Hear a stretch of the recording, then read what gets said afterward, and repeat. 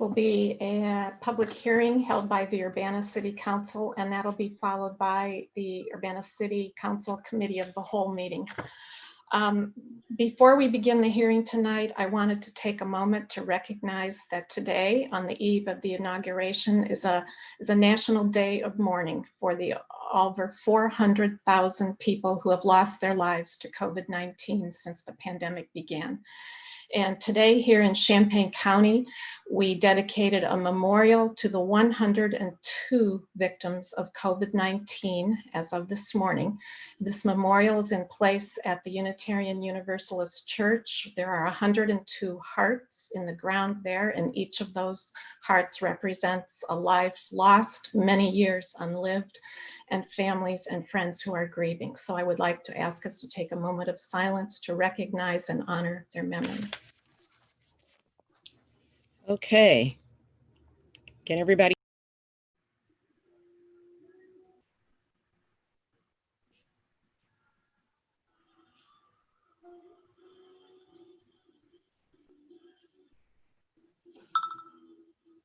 Thank you. And again, each of those hearts, if you want to look at it on a national scale, represents 4,000 people that we've lost to COVID. All right, we'll move on to the public hearing for the Urbana City Council. I'd like to call this meeting to order. Will the clerk please call the roll? Ms. Wu? Here. Mr. Sachs? Here. Ms. Hersey? Here. Mr. Brown? Here. Mr. Roberts? Here. Mr. Colebrook? Here. Mr. Miller? Here. Mayor Marlin? Present. Next up is public input. This is a public hearing. The purpose of the public hearing is to provide an opportunity for the public to provide input and comments regarding a proposed amendment to the City of Urbana and Urbana Home Consortium Consolidated Plan Annual Action Plan for fiscal year 2019-20. Notice of the public hearing was faxed or emailed to the media, emailed to various social service agencies and citizens, and placed on the City of Urbana website on January 13th, 2021. I now declare the public hearing open. If anyone desires to express their views regarding the proposed amendment to the annual action plan, please raise your hand and be recognized. Your written comments via email are also welcome.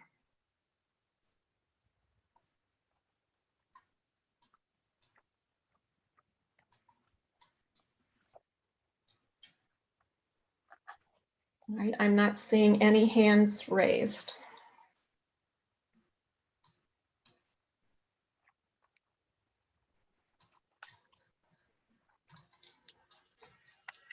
Okay, well, thank you.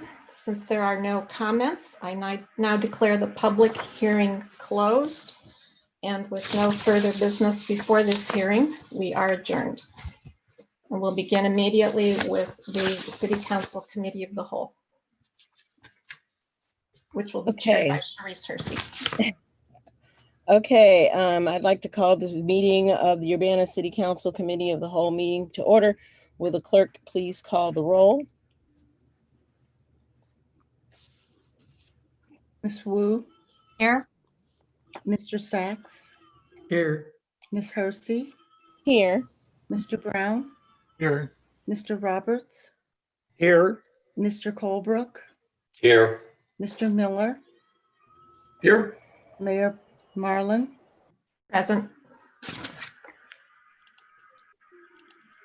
Okay, thank you. Before I before we start, I'd like to say that the city takes public comment via email, written format, and verbally. Public comments are limited to 4 minutes per person. Public input will total no more than 1 hour unless shortened or extended by majority vote of the members present. The meeting chair has the option of giving priority to speakers who wish to comment on specific agenda items upon which a vote will be taken. We ask that you address your comments to the public body as a whole and maintain respect for the process and respect for members of the council, city staff, and general public. If you have something that you would like to send through email, please feel free to do that. Upon that, I would like to call on the approval of minutes of the previous meeting. Do I have any motions? I'll make a motion to approve the meeting minutes from January 4th. I'll second that. Okay, it's been moved by Mary Alice and seconded by Dennis. Dennis, yes. Okay. Sorry, I got a lot of paper here. Is there any discussion? Any changes? Ms. Clark, will you please call the roll? Ms. Wu, Yes. Mr. Sachs, Yes. Ms. Hersey, Yes. Mr. Brown, Yes. Mr. Roberts, Yes. Mr. Colebrook, Yes. Mr. Miller. Yes. Okay, with that done, are there any additions to the agenda or changes? Okay, I would like to, before we go into presentations and then public input, I would like to say something at this time. Last week, my ward was flooded with flyers from No White Guilt. And we were in fact inundated, not just through Ellis subdivision, but also going south as far as Beach Street and maybe even as far as by King School. I would like to thank the law enforcement police for coming out as quickly as they did and investigating. I would also like to thank Mayor Marlin for her remarks that she made on the Facebook Ward 3 Warriors page, stating quite plainly that this is not acceptable and it would not be allowed, and they will find no solidarity here. To my ward, I would like to say that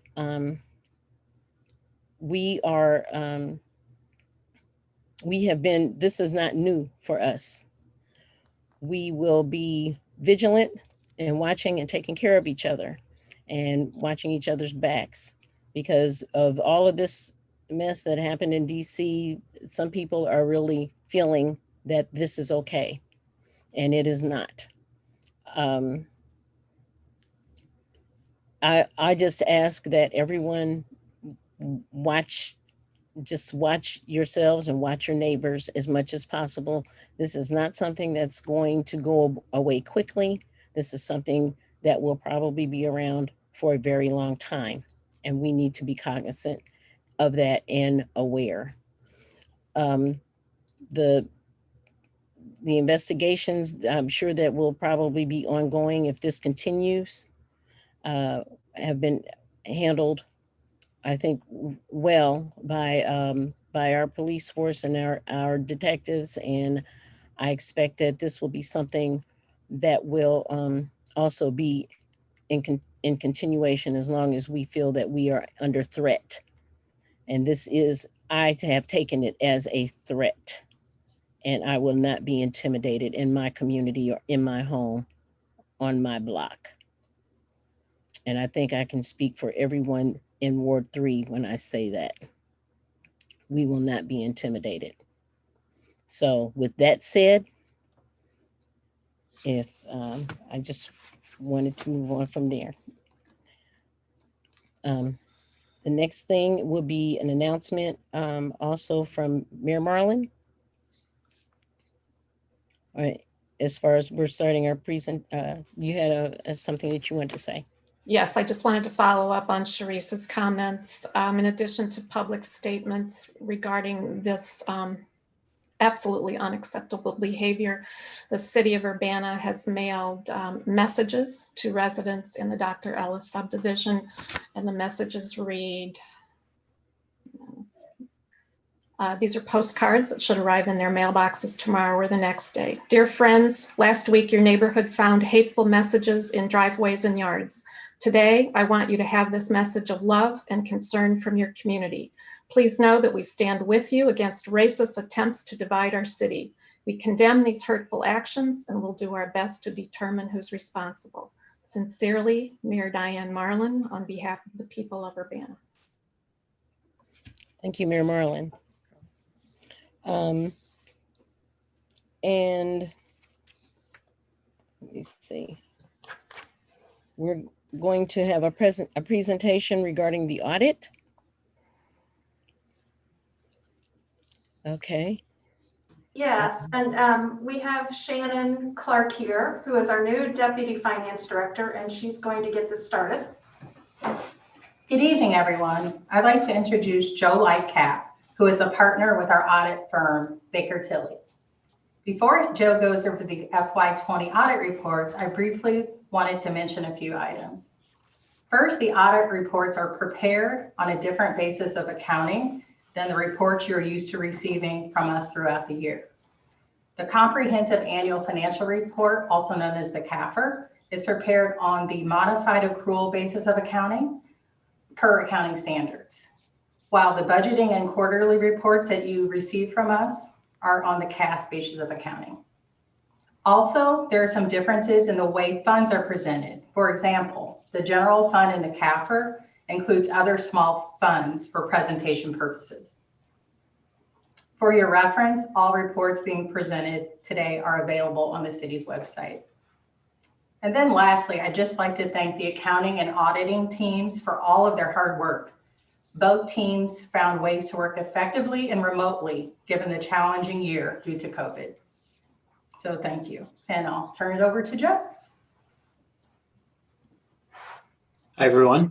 First off, I'd like to echo those sentiments on the cooperation and how the audit went in the remote environment. The city's always very good. The accounting staff is always very good in getting us information. And this year definitely did not make that any easier, but the city performed up to task as always. I will be going over three reports tonight at a very high level. So if you have any questions, feel free to stop me at any time and ask them, and I'll take a pause between the first two reports. I'm going to share my screen so that you can see the pages of the financial statements and the audit results letter that I'll be going over. You should be able to see right now the beginning of the comprehensive annual financial report. And as the name suggests, it's a more comprehensive document, and it's more comprehensive than what's required by accounting standards. So there's a lot of additional information that isn't required, but it's very useful to the users of the financial statements and to City Council. Mainly there's a narrative at the beginning that talks about some policies of the city, as well as some good 10-year trend information in the back. The first part of the financial statements I want to go over is the opinion. Once again, we have issued a clean or unmodified opinion on the city's financial statements. This is the highest level of assurance you can get from your outside auditors. States that everything's reasonable in all material respects and can be reasonably relied upon by an outside user of the financial statements. There were no new accounting standards or auditing standards adopted during the year that were important enough to really change your perspective when you look at this compared to the prior year. On the next thing I want to just briefly go over is to point you in the direction of the management's discussion and analysis. It starts on page 4. This is a high-level overview of the financial statements written by the finance staff and their high-level overview of results compared to the prior year and kind of why that happened. It's a real, and it also discusses the financial statements that are included. It's a really easy to read part of this document, whereas some of the other parts can get a little deep into the different accounting policies. This is a good high-level overview of the year. The next part I want to go to is page 15. This is the statement in net position.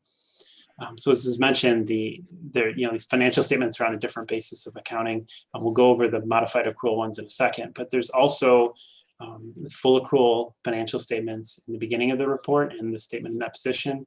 This is all of the funds combined into two different columns, also shows the library as well. These also have all of the assets and liabilities of the city. So all of the capital assets and all of the long-term debt, including pension and other post-employment benefit liabilities. The statement of activities on pages 16 and 17 is your income statement on the full accrual basis of accounting. And you can see from on page 17, the change in net position, the governmental activities, net position decreased by about $2 million. The business type activities went down about $400,000. We'll see in a little bit the modified accrual statements and how the fund balances went up. The change from that one basis accounting on the fund level to all of the funds as a whole is mainly due to the inclusion of the net pension liabilities of the city on these full accrual statements. So here, I want to go to a little more of what you see. Obviously, as mentioned, there's differences in the basis of accounting and some of the grouping of the funds to combine what we have here as the general fund. But you can see as the total fund balance increased by about $1.7 million from the prior year. And the general fund was up about $1.4 million, which is about 6.5 months of expenditures. After these statements, there's some information on the proprietary funds and the pensions as well. And then the notes to the financial statements goes into a lot of great detail on the accounting policies and changes from prior year on different accounts. But I wanted to kind of jump over that information and direct you to page 92, which is the pension statements for IMRF. The 92 starts IMRF, but then we'll go into the police pension and the fire pension. And we can see on IMRF on the right column, the net pension liability, which is like 2/3 of the way down the page, was about $4 million compared to about $10.7 million in the prior year. A large reason for that is net investment income. And this net investment income is measured as of 12/31/19, which is 6 months prior to the fiscal year end. When we go into police and fire, starting with police, you can see that number was not as big of an increase compared to the prior year, and that's because it's measured as of June 30th. So just some things to think of. We have similar schedules measured differently because one is IMRF measured for the fund as a whole, and then you get drilled into more detail with the police and fire pensions held at the city. The net pension liability for police increased to $26.8 million, and fire is at about $12 million. As I mentioned, there's some additional trend information, financial statements, and a lot of good budget to actual information. So if you want to compare what the council adopted for the budget and compare it to actual results, you can do that as well in this document. With that, I guess I would open it up for any questions on the comprehensive annual financial report before I move into the audit results letter.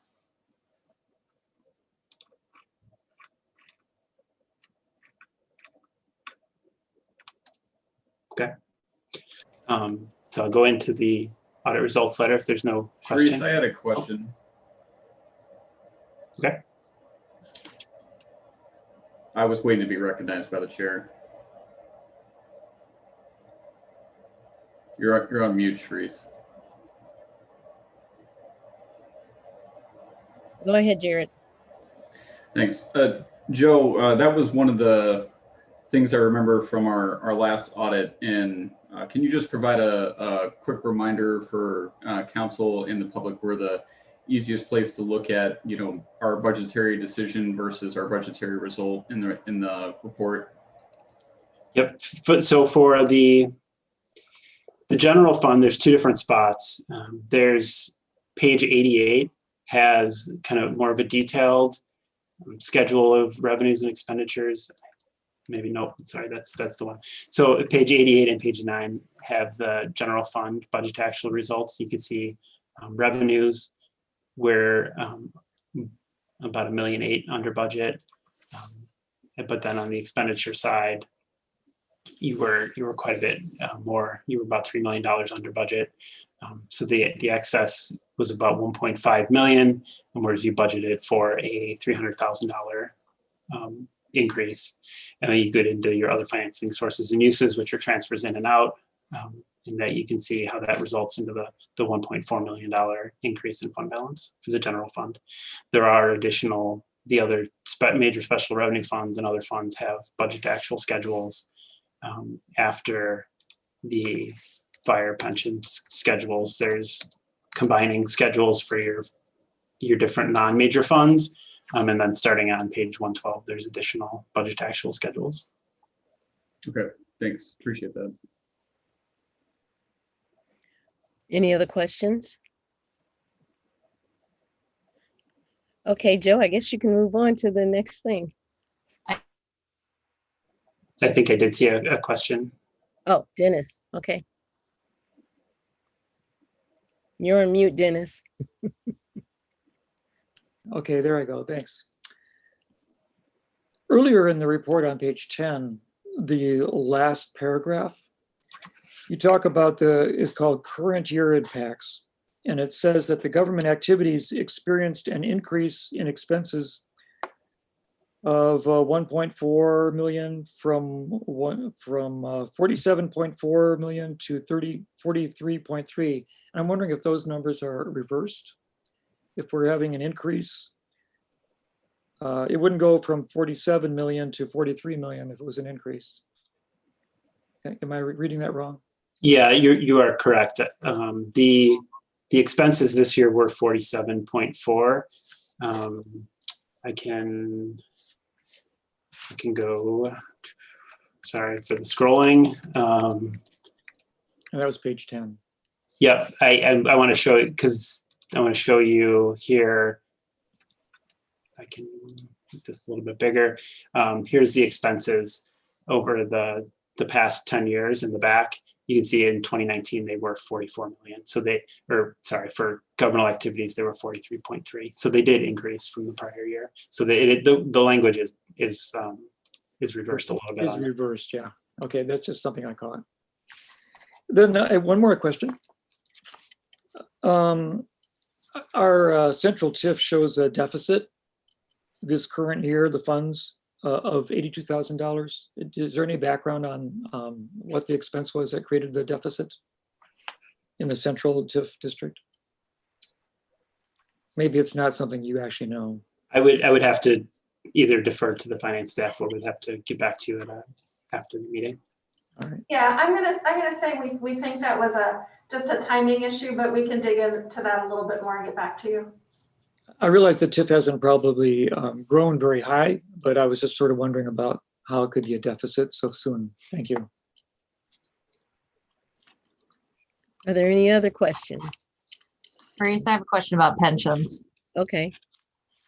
So if you wouldn't mind going back to the FOP and the two pension pages.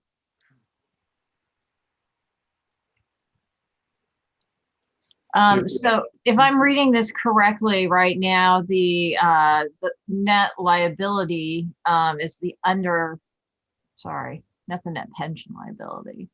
Yeah, the city's net pension liability, that's the amount of money that we don't have saved. Is that just a quick summary of what that means, right? Correct. So we're in negative in these amounts. And I know that we've always had conversations about the pensions in terms of who manages the funds. Some groups are better at managing the funds than other groups, or maybe I should say they're more fortunate in the choices that they make. And that the fire department generally is better funded based on the decisions of the fire pension board than the police pension board. So is that one of the things that we're seeing here? Is that continuing here? Or are there larger issues? I would have to go, but I don't have the rate of returns over the, for fiscal year 20. But just looking at it, there is it's hard. The fire pension did did result in additional investment income, but they also had a higher net position to start with. So that would generate additional income. Yeah. And Yeah. have rate of returns. I might be able to help. I can get you those returns tomorrow. I don't have them handy in the conference room with me. But another thing I think that you're seeing is that, so this is, as Joe mentioned, measured at June 30, and investment returns in the first half of the calendar year were not great with the start of the pandemic. And so also, we've seen a significant rebound in both pension funds. And also I'll note that issue of investment decisions is going to disappear soon with the consolidation of police and fire pension funds downstate in Illinois. And so we expect that that's going to happen sometime in the next year. Both of these funds will get absorbed into the larger state, downstate police and fire funds. All right. And so right now, at the moment, we have 19% for the fire department, which is not funded, and we have more like 35% for the police. Is that right? No, 40% for the police. And then what is it for the just the employees that are not in either? MRF is about 90. Okay, 94%. so we're 5%, 5 Yep. or 6%. Yeah, there's a huge difference there. All right. Okay, thank you. Okay. Are there any other questions from City Council? I'm trying to see. Okay, not seeing any. Thank you, Mr. Lightcap. I suppose we're finished, or are you? I do have another report that I can go over. Okay, please do. Okay, continue. I'm sorry. So that's okay. So this is the reporting and insights letter from the 2020 audit. This is the non-financial highlights. It's a rebranded version of what we presented to council in the past that was called the communication to management and those charged with governance. It really satisfies the same auditing standards that we're required to report on. Just looks a little different and maybe a little easier to kind of follow. It does, as I mentioned, satisfy a few different standards, and you can see in the table of contents the things that it does satisfy. The audit objectives, our responsibilities compared to management's responsibilities, significant changes in the audit plan, and a little bit about our audit approach and results. And then some additional information kind of ancillary to that. I do want to start on page 2, which is the executive summary. I think this is important because this is the first year where we're presenting our contact information more clearly. I always come to council and I bring up that we work with management to do the audit, but we work for council. If you ever have any questions, concerns with the audit, we're here to talk to you and see what we can do during our audit or just answer any questions. So here is my actual contact information should you need it. And then on the last 2 pages of this report, it does list out a few different things for you to consider in potential discussion topics. On page 11, I point this out, the significant risks of material misstatement, only because it's new. I don't think this was reported in the past in our reports, especially this cleanly. These are standard significant risk areas in every audit performed, not just local governments, but in corporate audits as well. So there's 2 areas: management override of controls and improper revenue recognition due to fraud. We are required to look at those 2 areas in every audit we perform. So it describes a little bit about our testing approach and our conclusions, and the conclusions are positive. So I'd like to point that out because it's new. I'm in a little bit different. It could be concerning if not put into the proper context. On page 12, the final kind of piece I wanted to go into detail is the internal control matters section of this report. So when we come in to do our planning procedures for the audit, we look at internal controls to determine the nature, timing, and extent of our procedures, not to necessarily provide you with an opinion on internal controls, but if there's something that we see that we feel the board or the council should know about, we put that in this letter. There is one comment reported concerning financial statement close process and really our involvement in the preparation of the comprehensive annual financial report. This is a comment that you've seen in the past, and it's fairly common within the state and local government arena. I do like to point out also that in the prior year there was an additional comment around payroll segregation of duties. And I think when we talked last year, we talked about that comment potentially going away with improvements done with the GL system and a few additional internal controls. I'm happy to present that that comment has been removed for fiscal year 20. So while we talked about having to test it when we came out for the fiscal year 20 audit, that is what we saw. That control had still been in place. So that's always good to see. The rest of this letter is very, I would say, boilerplate, which I think from your perspective is a good thing. If there weren't any disagreements or unusual transactions, we would report those. And you can see throughout the letter that there's none reported in a lot of those, all of those areas. So it's definitely good to see. And it just talks to the skill and the talent of the finance office.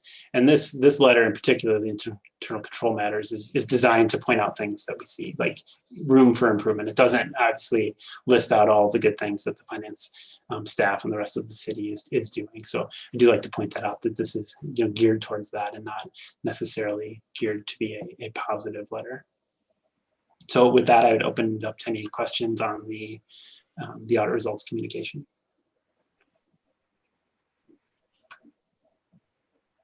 Questions? I'm trying to look here.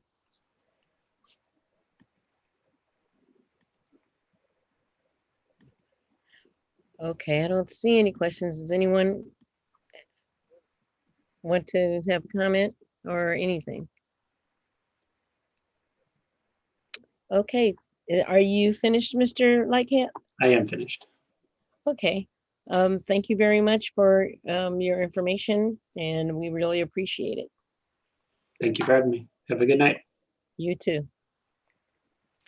Okay, next we will have public input. Let me go through here and see who's. And I will start with Christopher Hansen.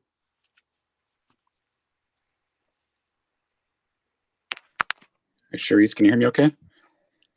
Yes, Mr. Hansen. Thank you. This is Christopher Hansen. I wanted to start by commenting on the idea brought forward by Jared Miller and Dennis Roberts to add some opportunity for the council members to issue comments about concerns in their wards or responses to public input. That seems to me the best idea that the council brought forward in the last year. So and really, I want to point out what you're doing is essentially restoring things back to what they were before the mayor broke them with the new rules. So it's interesting. What I really want to talk about is the way the city handles issues of accountability in our CPRB and especially the HRC, which is the last item on your agenda there. I have a letter here from Carol Mitten scheduling a CPRB hearing, appeals hearing, and we're still not following the ordinance. I mean, the ordinance indicates a specific notice time for scheduling these hearings with all the interested parties.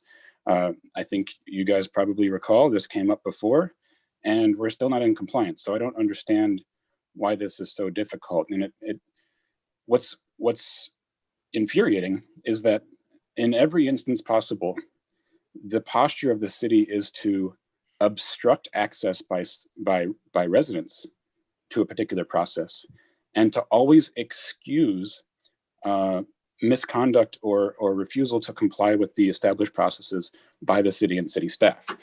So the posture should actually be the opposite of that. It should always be in the direction of including the residents of Urbana. And this last item on your agenda here, you're going to discuss something that is opposite to basically what every member of the public I've talked to is interested in, and you're going to try to, or what Carol Mitten is going to propose at least, is to excuse and exempt the city of Urbana itself from our own anti-discrimination laws, from our own human rights laws. And the reason this is happening is because the city just doesn't want to have accountability. In every instance where some issue of misconduct or accountability has come up with city staff, elected officials, the Urbana Police Department, the response at every moment is to, instead of deal with the misconduct that actually exists, the response is for the city to try to contort itself in a way where it can just ignore the fact that there was misconduct, or refuse a resident's complaint, or somehow just twist itself out of the process. And this is what invited the hours and hours and hours and hours of angry input from the public over the past 10 months or so. We had this Alea Lewis incident, and the city and largely the council members kind of refused to acknowledge that anything went wrong. And you won't accept, police complaints in regards to that because, you're saying there's an ongoing criminal issue. And basically what you earned yourself, what you whittled it down to, is the only tool that you left remaining for Urbana residents to issue their grievances is to show up at your meetings en masse and just give it to you for hours and hours, week after week.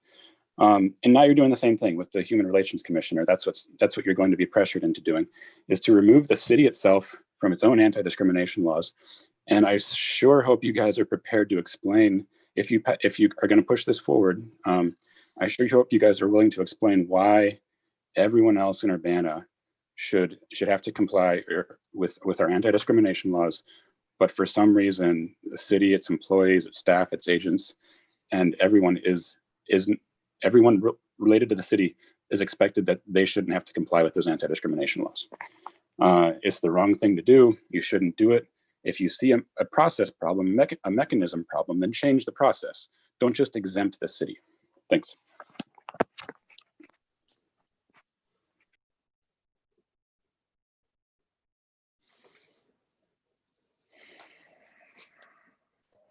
Sharice, you're muted. Hello. Did you call me? Julie Watkins. Yes. Yes, hello.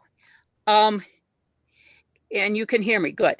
I'm Julie Watkins. I've lived in Ward 5 since 1976, and I'm appreciating this opportunity to speak. This input is about the UPD use of force policy. I want to agree with what other public comment has said at previous meetings, and I will be listening for council reply comments. I do believe it is reasonable to insist for no escalation of force unless it really isn't. If the person shows a weapon and is attacking, yes, then it isn't an escalation to react to that. But words are not a threat. Walking away is not a threat. That's passive. It's reasonable for us to say no use of force in those cases. It's reasonable for us to object when we see a video showing UPD using force, showing UPD escalating against words, escalating against walking away. You don't use force, use persuasion. Have a talk and let them go.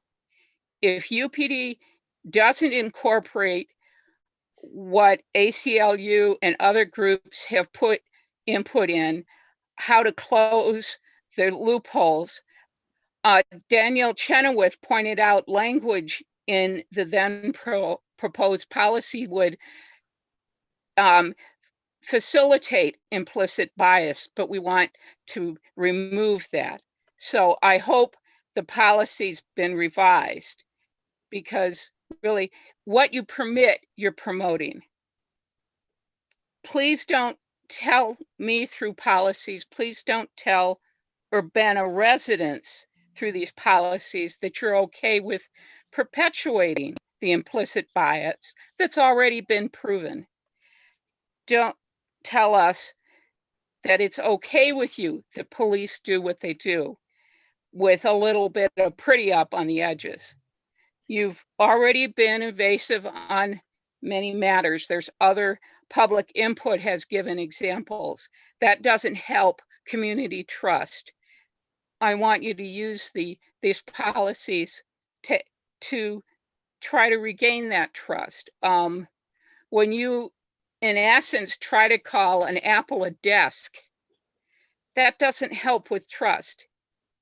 So I'm hoping you will please write something with proper input that the ACLU and others who have studied this problem can endorse. Thank you. Thank you, Ms. Watkins.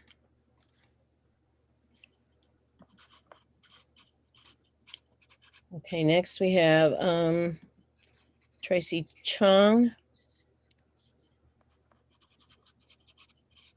Hi, can you hear me? Hi, can you hear me? Yes. Yes, okay. Hi, I'm Tracy Chong from Urbana. So tonight you will be discussing an ordinance amending Urbana City Code Chapter 12 to exempt the city of Urbana from being under the jurisdiction of the Human Rights Commission. I'm not sure how much information you have been given by city staff or how honest the information is. Reading the memorandum issued by City Administrator Carol Mitten to Mayor Marlin on January 14th, it does not seem very honest. In her introduction, Carol Mitten writes that the implication in the current ordinance is that the city is not subject to HRC's jurisdiction. This is not accurate. There are several sections in the code that do strongly imply that the city is subject to jurisdiction, and the fact that we have to add language that explicitly exempts the city tells us so.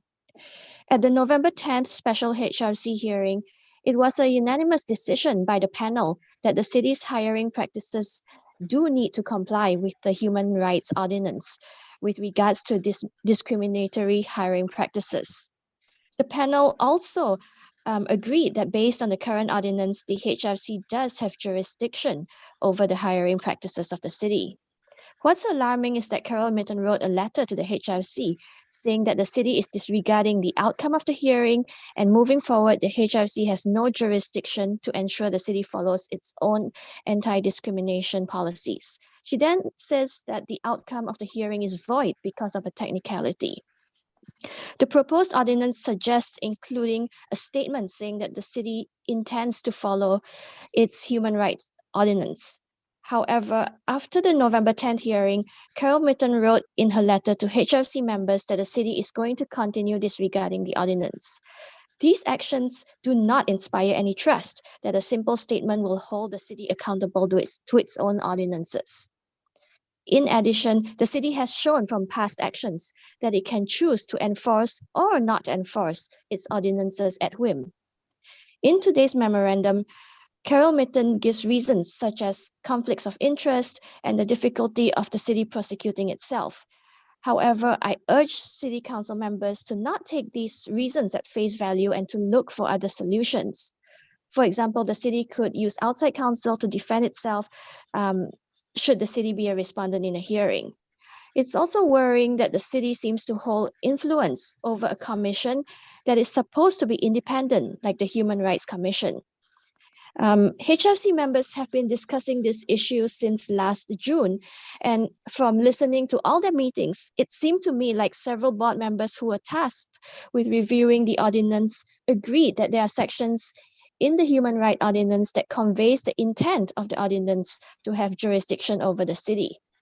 However, after receiving Carol Mitten's letter essentially voiding the results of the November 10th hearing, it seemed like it was actually pretty disturbing to hear the board members suddenly flip-flopped, and it sounded like they were afraid of forming an opinion.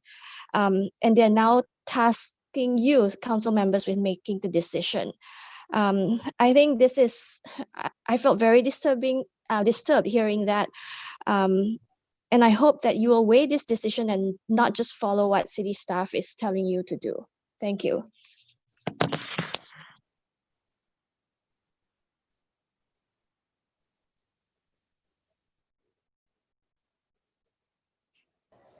Sharice, you're muted. I hit the button. I thought I unmuted. Sorry, you guys. I'm sorry. Deborah, are you there? Thanks, Trace. Yeah, I'm here. My name is Deborah Liu. I'm a resident of Urbana Ward 3 and candidate for City Council in Ward 3. I want to make the City Council and the public aware that on January 13th of this year, just a week ago, Urbana resident Tonya Barrett was struck and killed by a driver on Main Street. The driver's excuse was that they didn't see her, and they have not been issued any citations. I've been deeply disappointed by the ineffectual and timid actions of this council in many respects, but today I'm just going to focus on traffic safety. I want to be extremely clear. Bad road design killed Tonya Barrett, and the city bears the responsibility for bad roads. It is completely possible to design roads that protect pedestrians and vulnerable road users from cars, but the city has failed to do so. Furthermore, when traffic deaths and serious injuries occur, the city consciously decides to bury its head in the sand. When Shelley Taylor was struck and killed in broad daylight in downtown Urbana by an unimpaired driver whose only defense was that he didn't see her, this council hired a consulting firm to tell you what you wanted to hear and say that the design of the intersection was safe. In your head, you're thinking, oh, this was a tragedy, but it was an accident. In your head, you're thinking that this was unavoidable. In your head, you're thinking that deaths and serious injuries are simply the cost of getting around. I can't emphasize to you how wrong this is. This city council adopted Vision Zero and pledged to make our roads safe for all users under the idea that 0 traffic deaths are acceptable. I can tell you, you're already at 1 for this year. The city bears the responsibility for the completely avoidable death in a Urbana resident, and this council bears the responsibility of every traffic death that occurs. I hope this keeps you awake at night. I hope you lie awake and stare at the ceiling, thinking about the children and the mothers and the fathers and the grandparents and friends whose lives and health have been taken from them brutally and violently because this council failed them and decided that their safety was insufficiently important. I also want to make the public aware that there is a group in Champaign County that seeks for support and advocacy for victims of traffic violence. If you feel that you have been affected by the unacceptable and terrible way that the cities in Champaign County approach traffic safety, please reach out for support and find others that are in the same situation. We are Champaign County Families for Safe Streets. Again, that is Champaign County Families for Safe Streets. Thank you. Thank you, Deborah. And next, this is why I keep, okay. Minnie Pearson.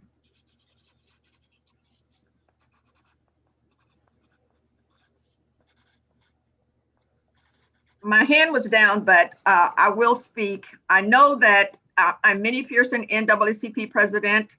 I want to inform the public that there have been letters going around that says that there are things happening due to racism and threats to African-American men and boys and people.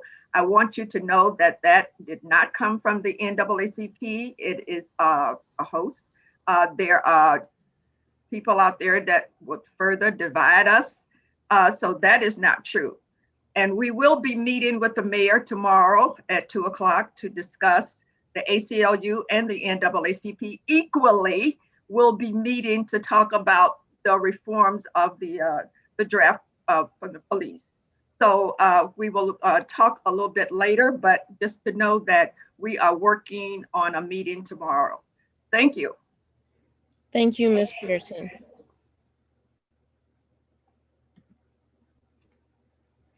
Next, we have Megan McDonald. Hello, can you hear me? Mm-hmm. Yes. All right. Dear Urbana City Council, my name is Megan McDonald. My pronouns are she, they, and I am a resident of Ward 5.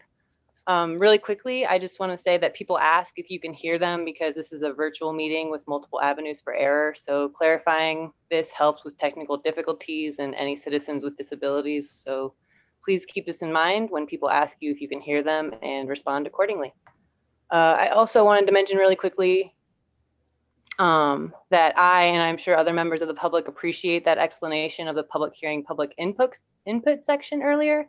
And I believe that's why you probably didn't have any hands raised because there was no room for confusion, which is great and concise for everyone. So I'd like to think this is maybe in response to something I brought up a couple weeks ago about trying to be as transparent as possible. So thanks for listening in that regard. I see that we are discussing budget amendments tonight in regards to a few different sections and purposes of government.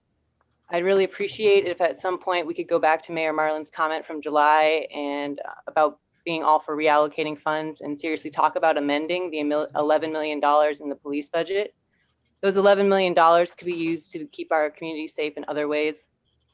I think that money could be used in multitude of different ways, but one that seems applicable tonight is the idea that we could use some of that money to give access to the University of Illinois saliva-based testing. I'm still unclear of why we are not doing that.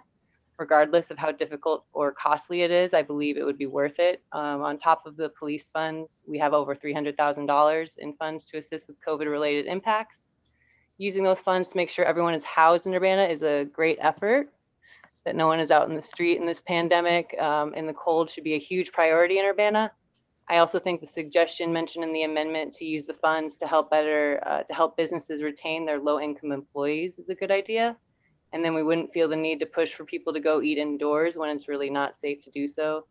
The only reason we're able to do so is because there's room in the hospitals, not because the virus has gone away or that everyone is anywhere close to being vaccinated.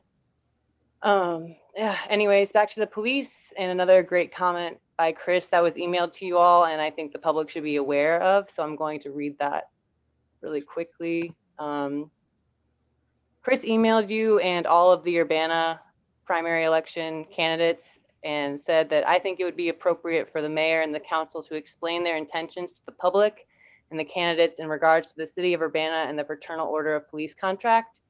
It is our understanding that the city would need to give notice by April 1st that they intend to modify the agreement, and negotiations must begin by May 1st. However, after the general election on April 6th, the city council will experience a turnover in leadership on May 3rd. My understanding from Chris's understanding from a conversation with the mayor is that the notice and negotiations may have already begun. If this is the case, I do not believe the public is being made aware of the process. I think it should be made clear that it's the intent of the sitting mayor and the council to initiate and complete the contract negotiation before the turnover in city leadership. If that's the intent, what options will you leave in the new contract for new leadership to make changes that are more reflective of the interest of today's voters? Will the newly elected Urbana officials need to wait a year or more before pursuing substantive police reform? So I thought that was important to bring up. You should probably address that. Also hope you don't rush the use of force policy, especially how much disapproval you receive from the public, the NAACP, and the ACLU. The police don't need that grant money by the end of the month. The citizens of Urbana deserve a thorough and thoughtful use of force policy to have as many protections as possible against the police. Thanks. Thank you, Megan. Next is Grace Wilkin. Hello, can you hear me? Yes. Thank you. My name is Grace Wilkin. I use she, her pronouns, and I am a resident and candidate in Urbana Ward 6. There's so many issues, and I encourage that you please listen to the public, to the people of Urbana tonight, and all of the nights when you're meeting, and work towards the best interest of the people and our community. Just a few things I wanted to comment on of agenda items tonight. We're in support of the gender neutral and gender inclusive language in city documents. And I think that reallocating your travel money for that is a very appropriate and honest use of funds. On the human rights hearing and non-discrimination, I think that the city needs to be held to its own standards, and also that you need to look into the integrity of this process. The city attorney was the presiding officer while also defending the city in the HRC hearing. And I really encourage you to not take that at face value and please look into that issue. The criminal justice system is a vicious cycle, and people need access to basic human rights like housing and employment. Urbana has been much more progressive, even in our local community compared to Champaign, on not discriminating based on criminal record. And I think that it's really important that the city upholds its own standards. This is a really important issue, and please do not take this lightly. Also, with the budget amendments proposed, there's a lot of details, a lot of numbers. I looked at it, not all in detail. And overall, I just encourage you to think about our budgeting and what's actually benefiting the people of Urbana whom you serve and represent. It's important that COVID relief money goes to help those most vulnerable. I know that there's some money in there allocated to low-income assistance, but please compare the numbers, like how much money is being spent just within the city staff versus all of the low-income members of our community. So please compare those numbers and think about how it balances out. Again, please listen to all the other members of the public and the wonderful points that they bring up and the really valuable input that they have to offer. That's all from me. Thank you. Thank you, Grace Wilkin. Okay, next is hockey.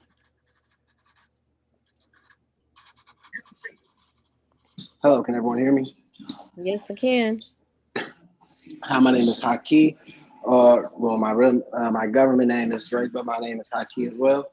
Resident of Champaign, recent graduate of the University of Illinois. I just got off Champaign City Council's public comment meeting, and I basically just want to relay the same information, maybe in a little less aggressive, because the speaker before me, sorry that I didn't get their name, but I did remember the pronouns, her, she, her, in terms of the progressive ideas and the progressive legislation that Urbana has compared to Champaign.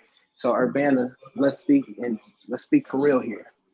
There are two fights there are two fights to racism. There is a subjective fight and there's an objective.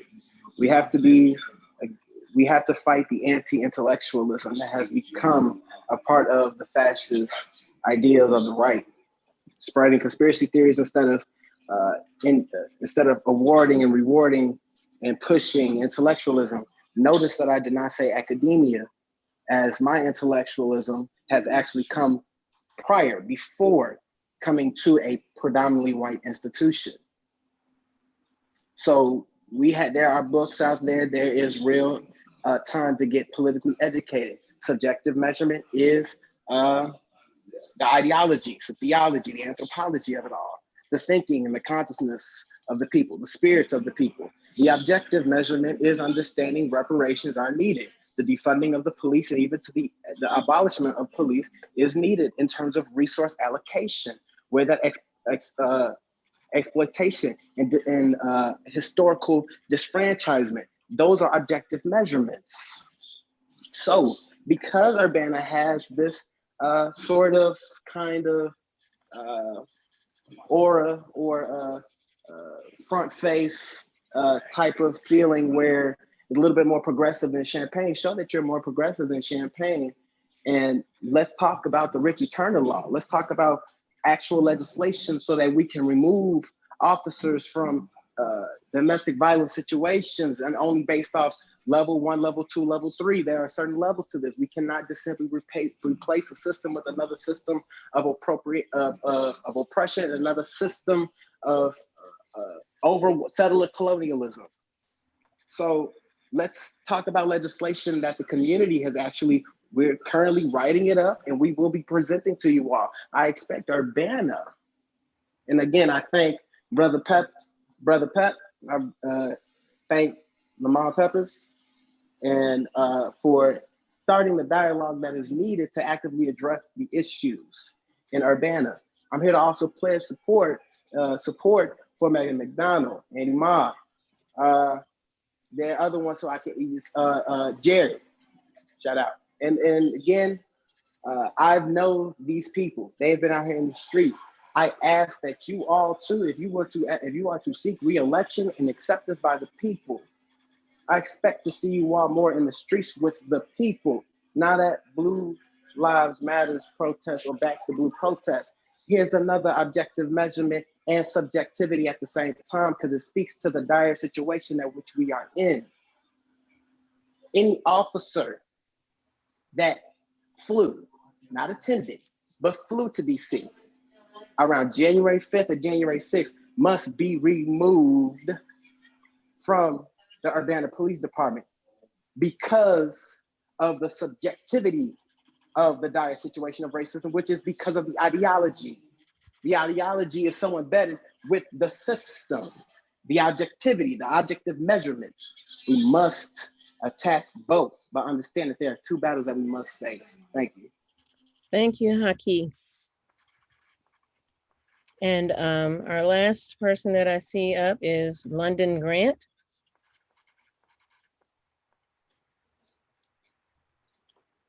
My apologies. My name's Rita Connerly, Oh, resident in Champaign. Can you hear me okay? yes. Thank you. Thank you. Now I do apologize. It's been a long day, a long week. I'm very exhausted. Didn't come well prepared tonight. I just want to echo the previous speakers before me. And I applaud them for coming week to week to express their concerns regarding Urbana's government. Respect people's pronouns, plain and simple. And I don't think it's that hard. I think you want people to respect you and your pronouns, whatever they may be. So just respect people's pronouns and let's amend some of our, things to reflect that. Additionally, the city's rules should apply to city staff. I mean, I think that's pretty clear. So, I mean, let's play fair and let's not try to not apply our rules to our staff. Additionally, I think you should amend to extend the negotiations with the Urbana Police and the FOP. I mean, it's not that hard, 1 month. And so until the elections are done, I think that should be something to consider. But I think more than anything, I want to hear from the city, from our elected officials currently, as it relates to what you have to say regarding public comment. I thank Chris Hansen from week to week coming with the facts and presenting them and giving them to the public because our citizens need to be aware. Tracy Chong each week coming again with facts. I thank Megan McDonald for advocating. Please vote for her. She's in Ward 5. Each and every speaker that we have, rest in peace to the lady that was hit in Urbana. And thank you for Deborah for noting that. These are things that we need to pay attention to. These are things that need to be noted from week to week as they occur. These are traumas that are affecting our community. Without addressing the traumas of the people, we are not going to be better as a community.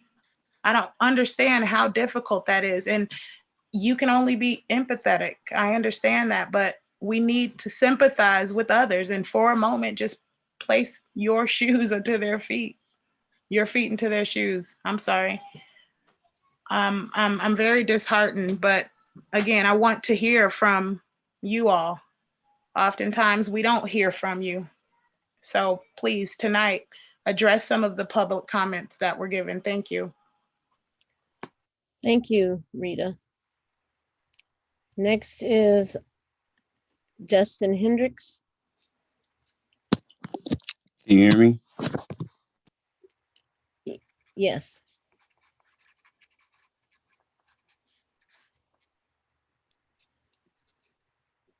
I thought I had you. Are you unmuted? Can you hear me now? Yeah, now I can hear you again. All right. Hello, my name is Justin Michael Hendricks, Parkland College student. I identify as he, him, his, community engineer, creative hidden homeboy, writing candidate for District 3 in Champaign this coming election season. I just want to just be reminded, we just celebrated Martin Luther King, that he did state that he must confess that the dream that he had that day was turned into a nightmare. So that means that we must make things better as we're moving forward. Police at this time must be evaluated more than ever, especially what we have seen with the privileges of certain counterparts that aren't of my community, as I see that they can do certain things that we aren't afforded to do in the sense of protest, in the sense of standing against injustices for Black and brown bodies, especially Black people, such as Aaliyah Lewis. Let's drop the charges. Just want that to be said. Megan, for Ward 5, I just want to thank you for all the work that you're doing on behalf of Ward 5. And just watching you do the work before even coming into this is just extraordinary to see. And I can't wait to see even more. Shout out also to Grace and everyone else running in the campaigns coming up for the election seasons.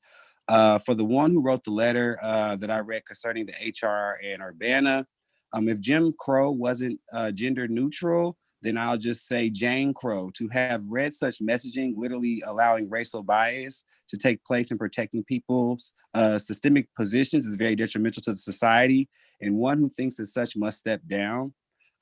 It sounds much like a Champagne home rule that was used in the 1970s to save white fear for the refrain of white flight. Honestly, to have witnessed the uprising of the city, outcry in support of victims from police violence to racial brutality and securing homelessness to a food desert, it's truly sadly to know that even still legislation or initiatives aren't created quickly to provide access, but not so quickly on the acting of a police use force policy, because we need to have information to digest before councils make such quick decisions. Thank you all for stepping up and taking the appropriate decisions for inclusion with gender and language. As Rita said previously, it's not that hard to respect people's pronouns and how they like to be identified and respected in authenticity. People can't be in positions if they can't be, if they're a disservice to people for personal protections. Chris and Tracy, keep giving the information and spreading the facts. Let's be mindful of our bikers. I send condolences. Lastly, please donate to the Hidden Homeboy Community Closet located at 202 South Broadway, home of the IMC. I look forward to working with the city of Urbana and supplying pantries and accessible resources to our most vulnerable populations, including Latin families in the Ivanhoe communities and such more. Thank you all. Take care and good night. Thank you, Justin. This is a phone call ending 421. That's just a staff member getting ready for a staff presentation later, Sharice.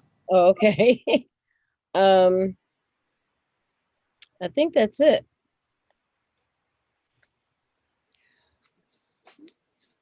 Minnie Pearson has raised a hand. Well, she spoke earlier. Okay. No, Miss Pearson? Miss Pearson? Ignore it. My cursor just moved around. Don't worry about it. I'm fine. Thank you. Thank you. All right, so seeing no more hands up right now, I'm going to move on to the next agenda item, which is a staff report. We have a staff report. Sharice, I'll just introduce. We have a couple of staff members who are going to give reports tonight. We're going to start with Sheila Dodd, and then we'll go to Stephanie McMahon, and they're going to give an update on some of the grant money that we have been awarding. And then I believe Lori or Lori is going to give a little update on some activity that has been going on at the Landmark Hotel for people who had questions, because Dennis had sent us a note about that. So that's the lineup. And then I think the mayor probably has something as well. Okay, thank you. Who's first? Who's on first? This is Sheila. I'll go first. Okay, Sheila. Last spring, we received notice from HUD through the CARES 1 funding that the city was awarded $294,966 to prevent, prepare, and respond to the COVID-19 pandemic. In June, council approved allocating funds to housing assistance and as well as small businesses. We put out applications and the end of June and the end of July, evaluated those with a team of economic development staff, small business development center, Urbana staff to prioritize who met the guidelines and who had completed applications. The program was limited to agencies who had 15 or fewer full-time employees. A total of 37 applications were received and 27 grants were awarded, totaling about $250,000, of which we've dispersed $225,000. The funds have been used for rent, equipment, inventory, supplies. And through that program, we've gotten a couple of positive feedbacks I wanted to share with you. The Ashara African Market was one of the recipients, and they said that they were excited to receive this immense support and were committed to continuing their business in the city of Urbana and to ultimately serve the people. So that was really nice. And then we also provided funding to Po' Boys She said that the grant has truly helped their business. They were closed the entire month of April. Now, given this was before the second shutdown. So she said they were not allowing people to dine in due to safety concerns for their family staffing the community. So they were averaging about half the revenue that they did in the same months in 2019. We deeply appreciate the aid this grant has given us. For the Housing Assistance Program, we launched it in July. It's an open-ended program until funding is exhausted. We announced it through the city's website, through social service agencies, landlord associations, Cunningham Township, just a variety of places. The program required the applicant to be impacted by COVID. They had to be a resident of the city of Urbana and current on their rent or mortgage in March of 2020 to meet, as well as meet the HUD income guidelines. As of the date of this report to you, we'd received 67 applications. And of those, we've funded 20, giving them the full 3 months assistance. We have about, I don't know, let me find my numbers here quickly. We have several that are still in the process that we're waiting for additional numbers from. And then we've had to deny about 50% of the grants. Some of those were due to the fact that they weren't in the city of Urbana, and because this is HUD funds, we have to provide the funding to Urbana residents. And then, so we referred them to either the city of Champaign or the county for assistance because both of them have those. 12 applicants didn't meet the guidelines and we referred to other programs. And then 9 applicants didn't provide complete applications. The application requirements were listed in the application itself, and we would need that information in order to do a complete evaluation and meet HUD guidelines. And so we didn't receive complete applications. We've reached out to those 9 individuals and have reached through phone calls and through email and issuing letters, recognizing that, during the pandemic, we just needed to do a variety of ways to reach out to people because the normal path may not be available to them. We did receive a really nice note I wanted to share with you. This is from a person that's a waitress, and she said, I just want to say thank you for having a program available to people in need, because if it wasn't for this program, I don't honestly know how I was going to be able to pay my rent. I'm only qualified for $113 a week in unemployment. Thank you, thank you, thank you. Thank you, Sheila. Mm-hmm. Bill. Yeah, thanks, Sheila. Did you say the rental assistance is still open? It is. Matter of fact, I was in the office today and I received 7 applications over the weekend. So, okay. On the city's website under the COVID-19 page, that link, it seems to be broken. I was going to look at the application today and I noticed that was broken. It might be in a timing thing, Bill, because I had Bridget posted again today because it had slipped away from the front page. And so she did repost it and it's on the front page again. Okay. Well, I can send you where the link is broken. I was wondering, I was a little discouraged that only 20 people took advantage of, or was qualified and took advantage of it. And I know when I looked at the application before, it did seem a little foreboding, maybe. I don't know. I didn't look at it real closely, but it just seemed like there were a lot of questions. I assume you've gone through those and, taken out as much as you can. Is there any way to simplify that any further? Unfortunately, not that I've been able to see, because we have to document to meet HUD guidelines, and that just requires extra steps. We've kind of worked closely with Champaign and the county to try to streamline our process as best as we can. But unfortunately, we just have to have that documentation. We still do. We've funded 20. We still have about 14 or 15 in the process where they're providing additional information, or I'm waiting on their landlord to give me some information. So it is still in the process.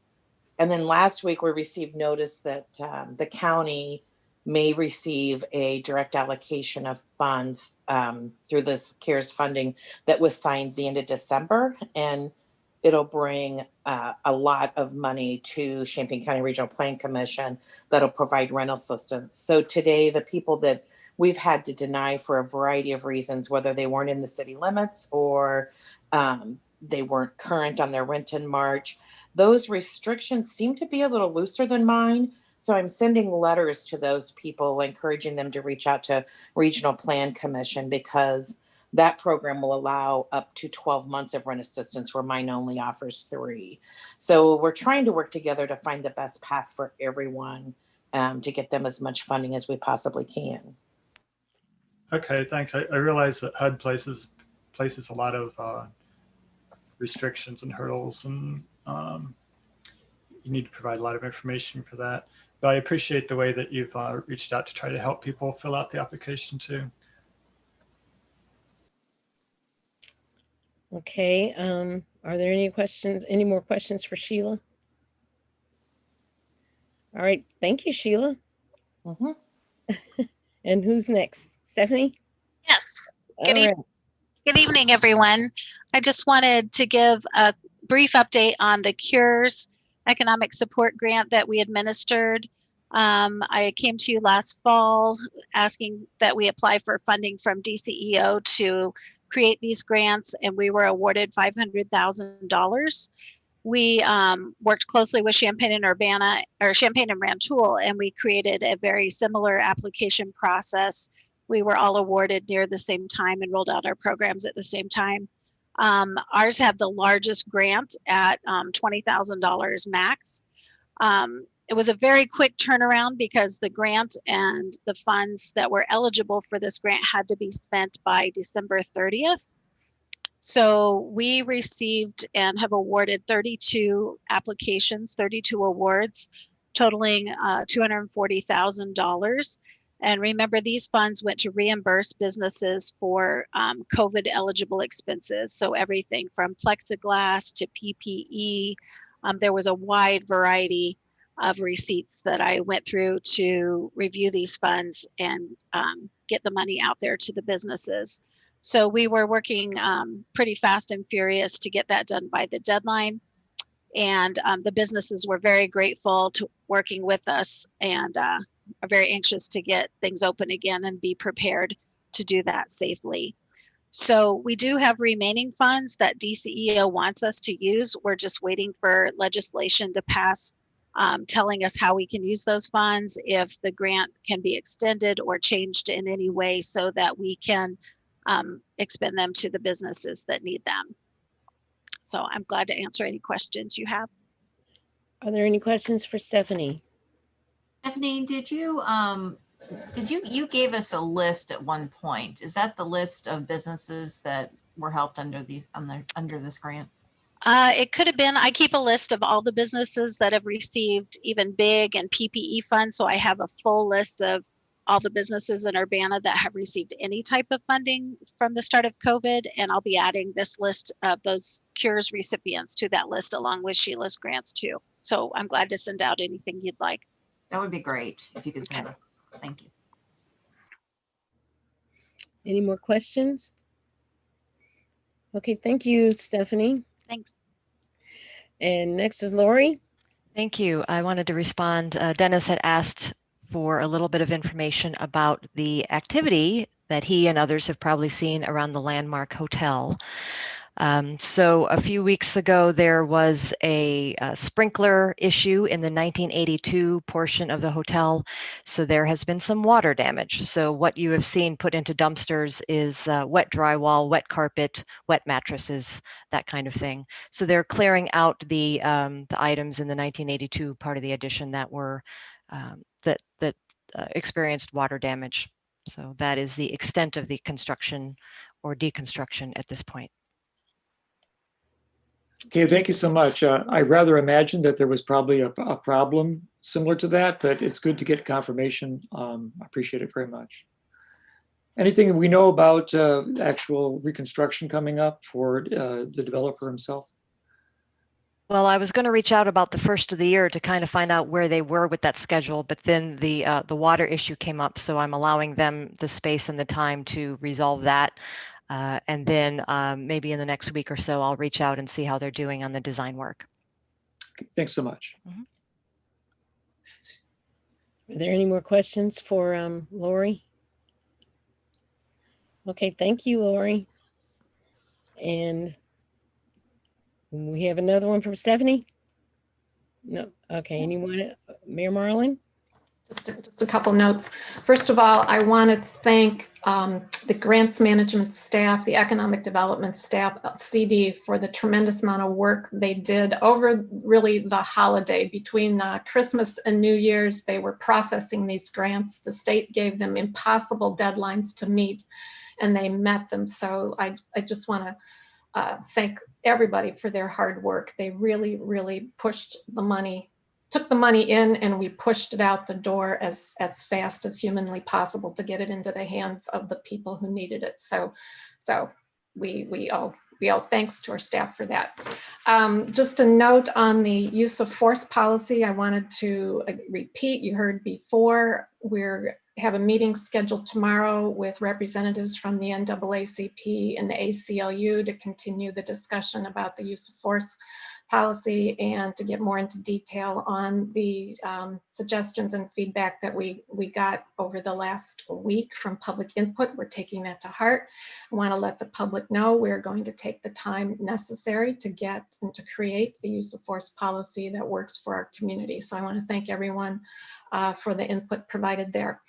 And COVID update, you all know that we skipped from tier 3 to back up to tier 1. We're still in phase 3, so we do have limited indoor dining, but it's important for people to understand that these metrics are based on hospitalizations or hospital bed availability and positivity rate.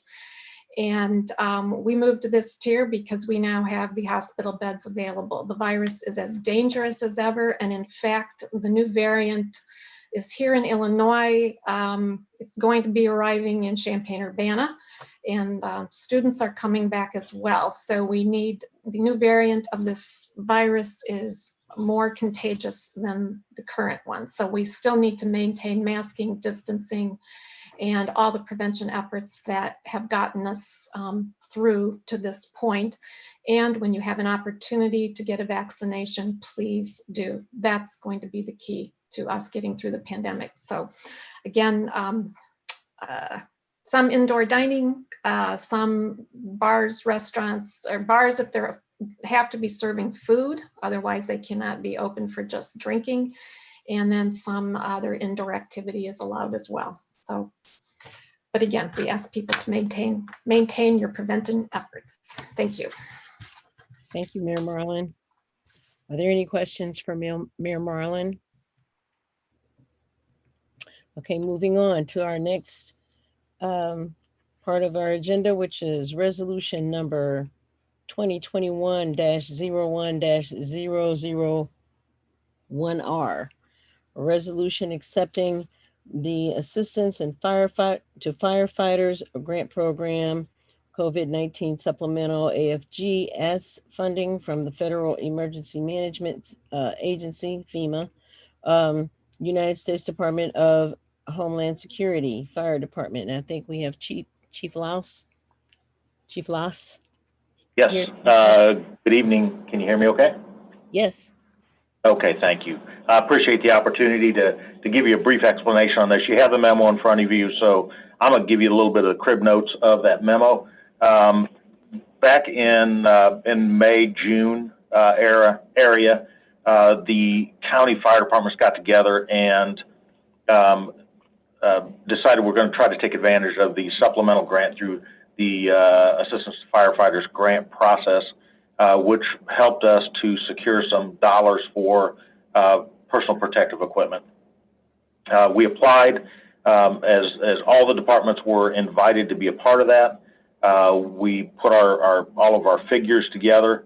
and came up with the amount of $207,030 that was requested from FEMA.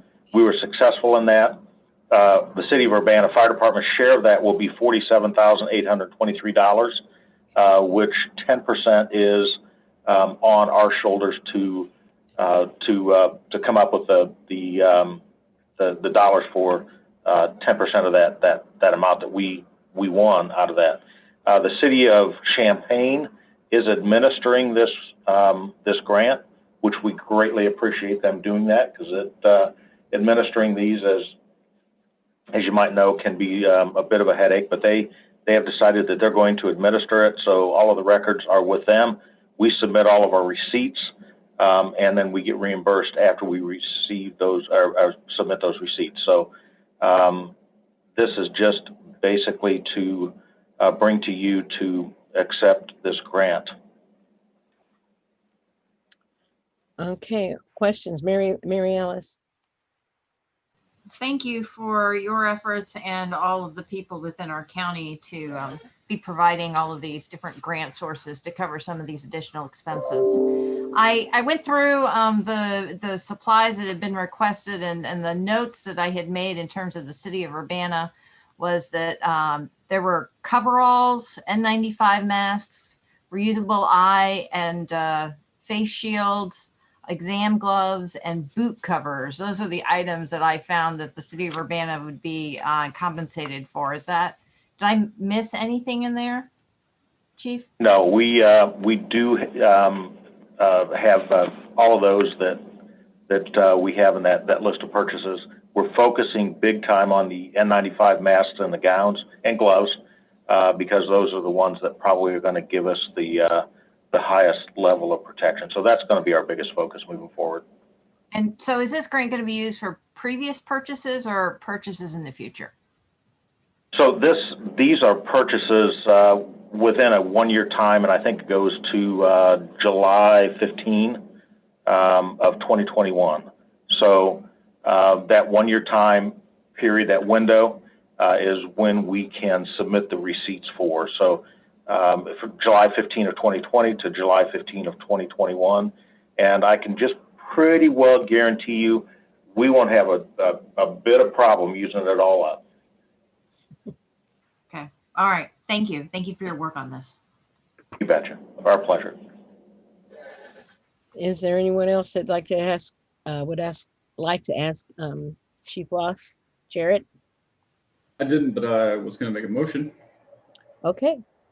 I'd like to make a motion that we send resolution number 2021-01-001R, a resolution accepting the assistance to firefighters, a grant program for COVID-19 supplemental AFG-H funding from from FEMA and the U.S. Department of Homeland Security, be sent to the City Council with recommendation for approval.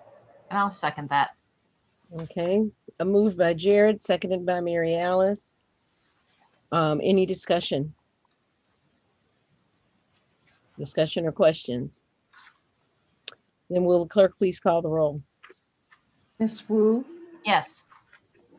Mr. Sachs, Yes. Ms. Hersey, Yes. Mr. Brown, Yes. Mr. Roberts, Yes. Mr. Colebrook, Yes. Mr. Miller. Yes. Okay, has been moved and seconded to be moved on to City Council for approval. And I'm trying to mark this.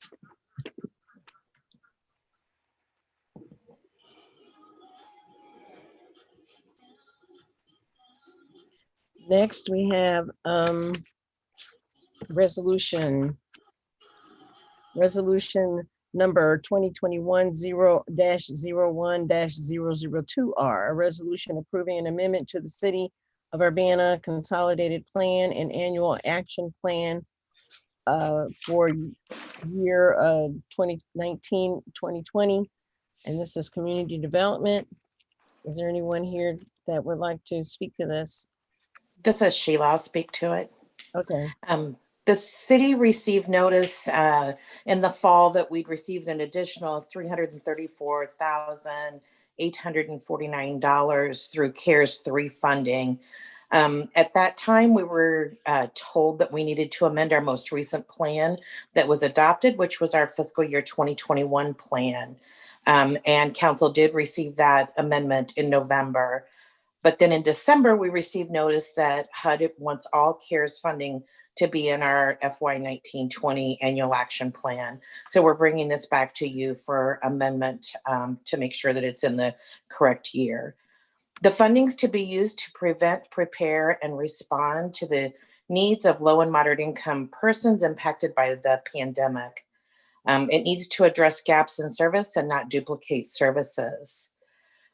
We're continuing to work closely with lenders, the school district, local governments, social service agencies, homeless service providers, economic development groups, the Housing Authority, just a variety of agencies to identify those gaps in services. We've also reached out through our National Community Development Association to look at other communities and where they're using this CARES Act funding. And at this time, it looks like the majority of agencies throughout the country are using the programs for, or using the funding for housing and business assistance programs. By completing this HUD administrative requirement, the programs can be implemented and we don't have to come back to do another consolidated plan amendment process. We will be bringing proposed programs for the COVID programs for approval at a future date. The proposed amendment also outlines unexpended funding from regular CDBG funds for FY 19-20. So you'll notice as you look to, if you look at the two budgets, the one that was amended in May of 2020 and the one that I'm proposing now, you'll see that the additional $334,000 was added. And then under public services, there are two new items in the budget. One is for first followers. They came to council in December requesting assistance similar to what they had with the city of Champaign for a welcome home package. They're finding that as people exit the prison system, they're having a difficult time reentering into the community. The pandemic is making it much more difficult. Staff has been working with first followers to outline the program guidelines and make sure that it fits into the HUD guidelines. They're proposing this program would help residents of Urbana with short-term housing assistance, provide a small clothing allowance, as well as a phone to use in job search and housing searches, that type of thing. They anticipate serving 12 people with the program. The second item addition is the public facilities equipment. And this is for AED equipment for the fire department. The level of service changed at the beginning of COVID when Region 6 and Carl took away life-saving drugs and physical life-saving skills due to the protocol changes made by the state of Illinois. The response time to citizens in the southeast portion of the community has seen a large increase. Since ambulances are not stationed at the fire department, this equipment will allow the fire department to provide an increased level of service to citizens in our low to moderate census tract, as well as prevent sending people to the emergency room. This funding will serve the 3 fire stations located in eligible census tracts. And then the other differences in the funding on these two budgets is, for example, the transitional housing budget, what I put in the proposed one now is our actual expenditures. That program for 19-20 is ended. We know what we actually spent, so I put that actual number in there. Same with the neighborhood revitalization program. We funded 2 major capital improvement projects. We know what our costs were at that point, so we had anticipated spending $407,000 and we ended up spending $295,000. So that's where a little bit of these funding savings come through. And then the balance, the $575,000 is our COVID assistance programs. And like I said, we have launched the small business and the housing assistance, and then we'll be bringing proposed projects with this new money back to council, hopefully soon. Are there any questions for Sheila? Mary Alice? Sheila, I noticed in your list of eligible activities for these funds, it was mentioned improvements for broadband, improvements for public service programs. I was wondering if that includes school-age children? Yeah, I've been working with the school district probably starting in November, trying to identify the gaps in broadband because we're hearing from others that children don't have access. So we thought maybe we would set up, maybe learning hubs or extend the infrastructure. And what we have found out is that really where the gap is people need help with their monthly bill. That's where the need is. And that's unfortunately not something that we can provide help with. But I talked to the IT person at the middle school or for the Urbana School District, and he said that they've provided Chromebooks to everybody, and that this time they just didn't see what there was a gap that we could help with this funding. Okay. All right. Well, thank you for reaching out to them. Sure. Okay. Jared? And then Quick follow-up. Oftentimes, Sheila, when people say that they've given Chromebooks to everybody, they mean that they've given them a Chromebook to every household that's requested it. But oftentimes that doesn't mean that every child that needs one in a house has gotten one. And there's a gap there because it's like, well, I have 4 kids and we only got one Chromebook, so only one of the kids can actually attend their class. Do you have any clarification on whether or not they actually mean physical individual students per household or just like households that have requested? It was my understanding in my discussions with the school district was that each child that needed one had one, and that they have set up in their gymnasiums learning hubs. So those kids that needed the little bit extra help or their parents may not be home, they had a place to go to be able to connect to the internet and continue with their remote learning. Okay, just curious. Sure. So the the 575 for assistance programs, is that current balance or is that just total award net? That's total. That's what we've received and gross spent. Total award, that's what we've got. What's our current balance with the additional amount we're proposing to accept? We're right at the 334 because we've spent 250. I'm sorry, we've spent 250 for the business assistance, and we've spent about, or if we fund all of the applications I currently have, we'll have spent another 40,000. So it leaves about 210,000. Okay, so we're at about having spent what we had up until we got this. Yes. Gotcha. Okay, those are my questions. Thanks. Okay, Bill Brown. Yeah, I had a question about the $60,000 for the property acquisition demolition. I see it's still on the summary table, but in the itemized part, it looks like it's got a strike through. Is that, did it change funding sources? It says CDBG, then 60,000 struck through. And which line item was that again? I'm sorry. That was property acquisition demolition. Yeah, we actually used a grant through the Illinois Housing Development Authority to run that program. And so we didn't expend those funds, and that's why has a strike through. Okay, but it's still listed in the summary table. Is that right? I'm not sure let me pull up what you're looking at. I have listed the emergency access housing rehab program. And that is actual dollars that we spent already in 1920.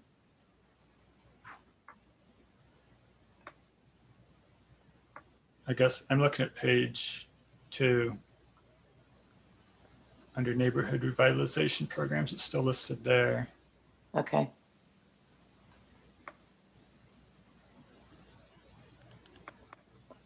You open it up here.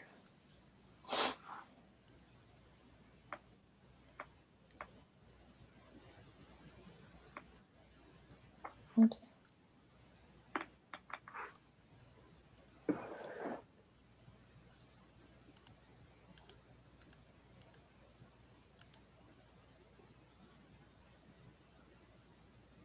On page 2.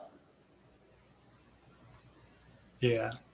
And that's the one with the 1.3 million balance. Yes. That 1.3 is on page 3. Yeah, that's my proposed amended budget. The 900,000 is the one that was adopted in May by council. Okay. Maybe we could we label those differently, It says Sheila? May 2020. That's all right. Okay, I was just reading it wrong. Yeah, I have adopted in May 2020 on the first one, and then the second one is proposed. Okay, that makes sense. Thanks. Okay, Eric Sachs. So going back to the internet connectivity issue for the school children, is it possible to use the funds to build out a wireless network? And if so, could a deal be made with one of the service providers in exchange to provide free service for school-age children? We can't provide the utility bill assistance. We did reach out to Volo and worked with them along with, looked at the state of Illinois broadband grant that they were issuing, hoping that we could partner these two together. But in looking at the two of them, these funds just were not a good match for what they were needing. And as a matter of fact, Urbana is fairly well built out infrastructure wise. And so they didn't really have a need for the additional funds and so didn't apply for the state of Illinois grant. I guess I was suggesting an alternative where we built out a wireless network, which we don't have a great one covering most of the city, I think, and that we wouldn't directly be using the funds to provide for the students, but the internet providers could do that as a community good. I don't know if that's possible. Just a thought. Sure. I do know that there is somebody at the university who is working on building out traveling buses with network, with Wi-Fi, and parking them in different neighborhoods. Mm-hmm. I don't know. I'm sure the school districts know about that, but just yeah, and talking with them, because my first thought on all of this was broadband seemed like the easy answer and what we were hearing. But they said that the biggest problem that they're finding is that people have access. It's ran to the house. The infrastructure is in place, but it's paying that monthly bill that people are having trouble with. Yeah, that can be an issue. Are Yeah. there any more questions, comments? If I can just state, we did something differently with this memo in that our recommendation is to send it to council on the consent agenda. So I'm not sure if you'd seen that before, so I just wanted to point that out as a potential motion. Okay, so can I get a motion? I'll make that motion. I'll move that we send resolution number 2021-01-002, a resolution approving an amendment to the City of Urbana Consolidated Plan and Annual Action Plan for FY 1920, forward to full council.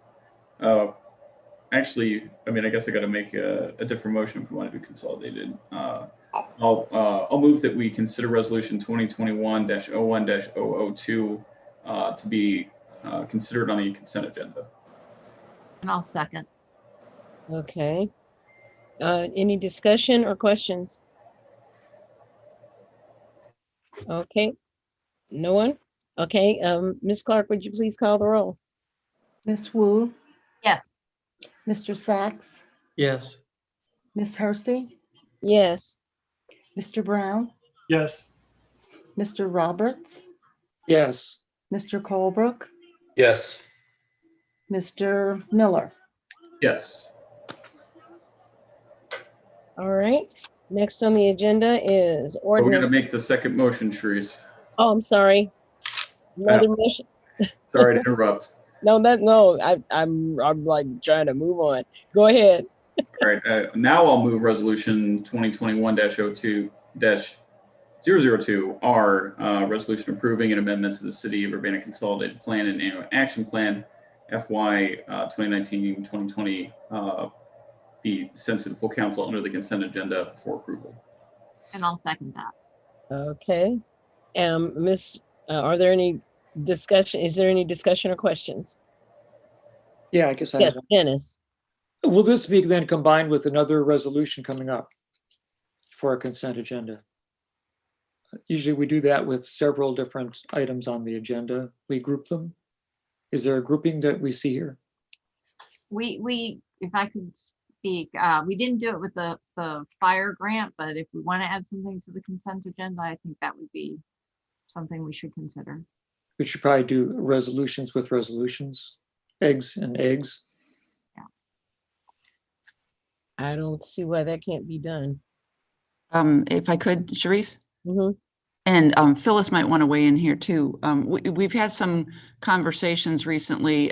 We think that building a consent agenda is a little bit easier than the previous clerk might have suggested. And so any item that you approve unanimously or that seems to have general support, it doesn't have to be related to each other.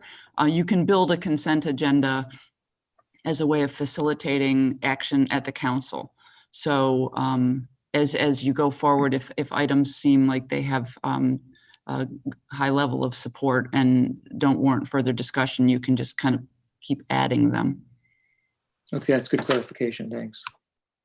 So do we need to make a motion to move the previous resolution into the consent agenda? You would have to do that, and Phyllis, I guess, is going to guide you there. In essence, what you should do, if you're going to do that, if you're talking about one item to move to the consent agenda, then you don't want to do that because that's not the way it's supposed to be. If you're going to move all the resolutions, such as the one for fire, this one, and whatever else it is that deals with the anything like what we've discussed so far, then you can put all of those on a consent agenda. And when you bring it back to the city council, you take one vote and everything goes. You don't go through each item again.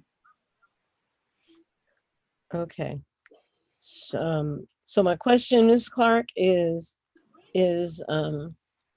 with the resolution that we've already passed to move on to city council regarding firefighters assistance, accepting this that grant, should we add that? You're saying we shouldn't add that to, or we can add that to the consent agenda for that Jared just passed, or we just passed for Sheila's for resolution 2021-01002. Well, actually, the one for the firefighters is totally different. Okay.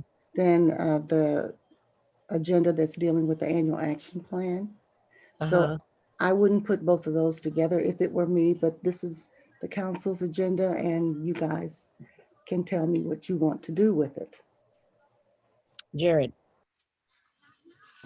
I think we'd be all right to add it. I mean, it enjoys unanimous support, so I think it's just procedural, Ms. Clerk, if we can, because we already passed it, to go to the regular agenda, do we need to rescind that motion, or can we just make a new motion to add it to the consent? No, you wouldn't need to go back and do any of that. If you want to add it to a consent agenda, then you've already told me, so that's what we will do. Okay, well, I'll go ahead and make a motion then to add resolution number 2021-01-001R to the consent agenda. And I'll second. Okay. So it's been moved by Jared and seconded by Mary Alice to add resolution number 2021-01-001R also to the consent agenda. Is there any discussions or questions regarding this motion? No. Okay, let's vote, please. Thank you, Ms. Clark. Okay, Ms. Wu, Yes. Mr. Sachs, Yes. Ms. Hersey, Yes. Mr. Brown, Yes. Mr. Roberts, Yes. Mr. Colebrook, Yes. Mr. Miller. Mr. Miller. Yes, thank you. All right, our next agenda item, ordinance number 2021-01-001, an ordinance revising the annual budget ordinance, budget amendment number 5, omnibus, and this is the Finance Department. And hello, Elizabeth. Wow. So this, as Sharice pointed out, is an omnibus budget amendment. We've got a number of items on here, so I will run through this quickly. And I'm sure you will probably have questions about some of these. We have several changes that affect the general operating fund, which would increase revenues by 53,000 and increase expenditures by 276,000. However, at the same time, with our year-end results, we've recalculated our ending fund balance, so you will actually see a substantial increase from what we had on our last amendment. So we expect that we'd have an estimated ending fund balance of 9.6 million, almost 28% of expenditures. That's a good place to be because, as we know, we're still assessing the impact of COVID on the budget, and so we need that safety net there. Specific changes, there's the move to reallocate funds from city council travel to implement gender neutral language. Several changes related to COVID testing. We would like to implement weekly testing to identify asymptomatic but infected individuals who should be quarantined.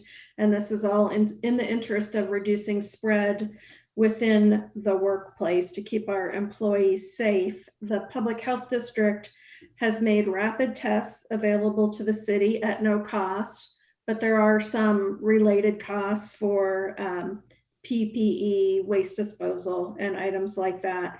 So we've estimated that to be $5,500 that would get us through the remainder of the fiscal year. We've also been exploring with the University of Illinois using their saliva test. And we've included $25,000 here that could be used at least to begin an arrangement with them. I think that it's likely we'll probably end up doing some of each, because some will work better in some circumstances. One might work better than the other. In the fire department, we're requesting an increase of about $167,000 in overtime. That's a very large number. They've experienced an unusual amount of overtime, partly related to duty injuries, but also related to absences because of illnesses or exposure to COVID. And as you know, firefighters work 24-hour shifts. So there's a substantial cost. A typical 24-hour shift on overtime is about $900. The department already made a good effort to reallocate funds from other line items, and they've reallocated about $53,000 from other personnel lines to supplement their original overtime budget. So the next item, we are requesting $5,000 to hire a professional grant writer to apply for a SAFER grant. And SAFER is a federal program, staffing for adequate fire and emergency response. We've talked in recent years multiple times about staffing in the fire department and the fact that we are experiencing a lot of overtime, which is not only a cost issue, but it's also not necessarily healthy for our firefighters.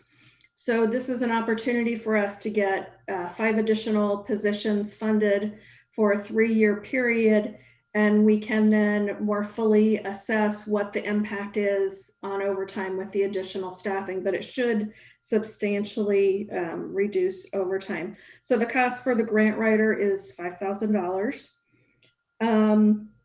As Chief Loss mentioned earlier, the assistance for firefighter grant that you moved to the next agenda, that would also require an adjustment to the budget. We would also receive an Illinois Arts Council grant for $9,900. And those are the changes in the general fund. In the capital improvement fund, we're recommending an expenditure of about $31,000 to equip city facilities with some new technology that would improve indoor air quality. This would be integrated with our HVAC system and would reduce the potential spread of COVID and other airborne infectious diseases. In the motor fuel tax fund, there's a pretty simple change, just to shift $5,000 between two different capital improvement projects. That's necessary because the city requires that any change that changes the budget for an improvement project by more than 10% has to come to the city council. In the vehicle and equipment replacement fund, we would rebudget two items that were in last year's budget, but just because of timing, those items didn't happen last year. So this would include a system for backing up police body camera data, which would be $15,000, and then some AED defibrillator units for the fire department at about $26,000. In the CD special fund, just minor changes related to administrative costs for some of the other grants.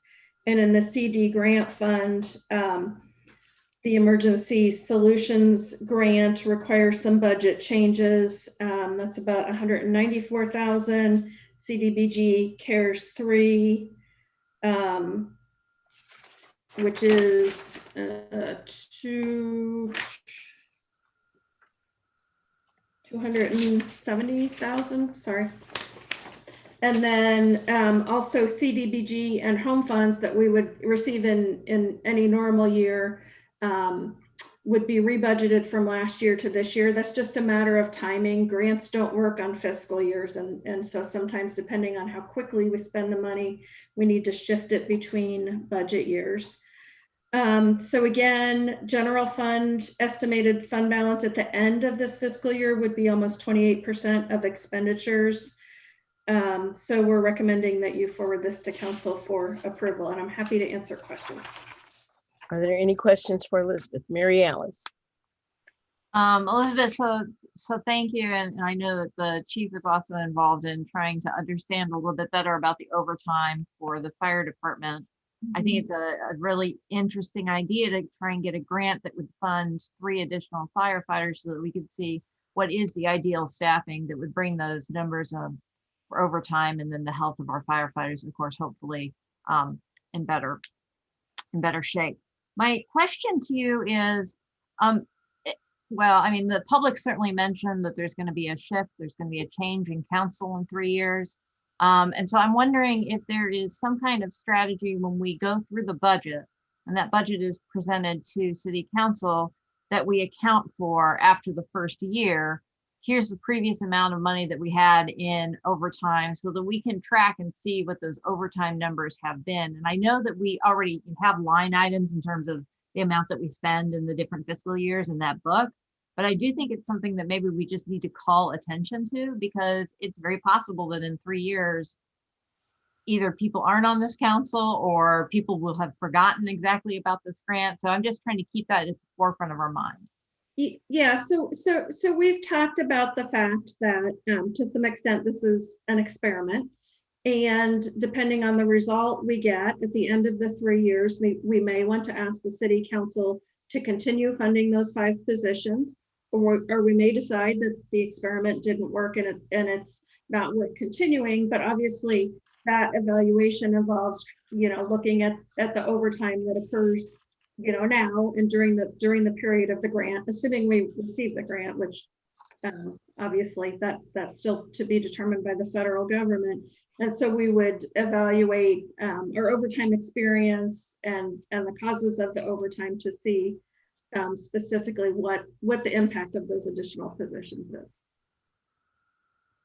All right. I guess I think it would be a good reminder to people on council that this is why we have this additional expense we've got a grant covering the additional expense, but the next year it's gonna, or the next 2 years or however many years is left on the grant. I just, perhaps maybe just even a note in the very beginning description of the budget is just adding something in there that this is the second year of, you know, this grant that covers the cost of 3 firefighters, et cetera. Yep, awesome. Dennis. Yes. Okay, Elizabeth, thank you. I just was noticing that there was, I guess, maybe an omission perhaps of a data point in the vehicle and equipment replacement fund, the VERF fund. The first item that you mentioned is police body camera backup server. And you've been very diligent about including the amount of the funding that is going to be changed in the budget for that, but you omitted mentioning it in this particular item. You said it was $15,000. It might be wise to add that figure to the memo and to the ordinance that we are going to be passing for clarity. Yeah, and that was an oversight on my part, but it is in the ordinance. So if you look at the exhibit that's attached always to budget amendments, it's in that list of expenditures there. Okay, great. It just seemed like a very handy thing to be consistent, that's all. Okay, thank you. Bill Brown. You have a question? Yeah, just, I know we've been spending quite a bit of money on temporary hires or temporary employees. It looks like in December is it's over $30,000. Does that count? Will that be a budget amendment? Does that count as services, or does that count as salaries?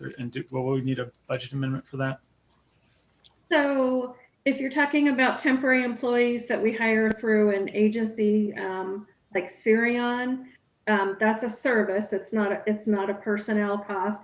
And so in some cases that does require a budget amendment because you know, if we have a vacant position, we need to move that money into a line. We've done that a couple of times already this year. So we did that in the case of Public Works, where we hired an interim Public Works director through an outside agency. We did that in an earlier budget amendment. I think we also did that in the legal department when we had a vacancy and we hired some outside help with FOIA. So at this point, I'm not aware of any other situation like that where we have to amend the budget, but that doesn't mean that it won't happen. Okay, thanks. Are there any more questions for Elizabeth? Would someone like to make a motion? I'll make a motion. And seeing as it's not very controversial, I'll make a motion to put this on the consent agenda. So I will move that ordinance number 2021-01001, an ordinance revising the annual budget ordinance, budget amendment number 5, omnibus, be moved to City Council on the consent agenda. I'll second that motion. Okay. It's been moved by Mary Alice to move this resolution to a consent agenda and seconded by Jared. Is there any discussion or questions? Okay, Ms. Clark, will you call the roll? Ms. Wu? Yes. Mr. Sachs? Yes. Ms. Hersey? Yes. Mr. Brown? Yes. Mr. Roberts? Yes. Mr. Colebrook? Yes. Mr. Miller? Yes. Okay, do we have a motion to move this to City Council for approval? I will make that all that. we have to do. I'll make the motion to move this ordinance to City Council for approval. Ordinance number 2021-01001, an ordinance revising the annual budget ordinance, budget amendment number 5. I will also second that motion. Any discussion or questions? Ms. Clark, will you call the roll? Yeah, I will just a sec, but you guys don't have to move this a second time like that. Oh, If you okay. go to the consent agenda, you can make you're saying that you're going to move it there for an approval. Okay. For passing in the first place, okay? Okay. Okay, Ms. So Wu? we don't have to do. I withdraw my motion then. Okay. Dave got in on that. Okay, so that's fine. Then moving on to the next agenda item. Amending a resolution, our resolution number 2021-01-003R, the resolution amending the city council and committee of the whole rules. Is anyone speaking to this? I don't know if Jared or Dennis want to, but I'm happy to if they don't want to on And their behalf. I can briefly introduce, and Carol, we can go over what we ended up on. Okay. So just for the public's reference, this is one part of two parts of changes to the council rules, basically to add a formal item to the agenda, allowing council members to respond to public comments and or make unrelated comments to public comments, announcements, and things of that nature, where we don't have a formal process to do so, even though it's informally allowed in our rules. And we debated this at a committee of the whole meeting a couple of times. And then with some work with city staff, we've come up with the final language that has legal approval for how it's going to go down. And to Dennis and Mai's opinion, it meets what we were intending to do with the ordinance.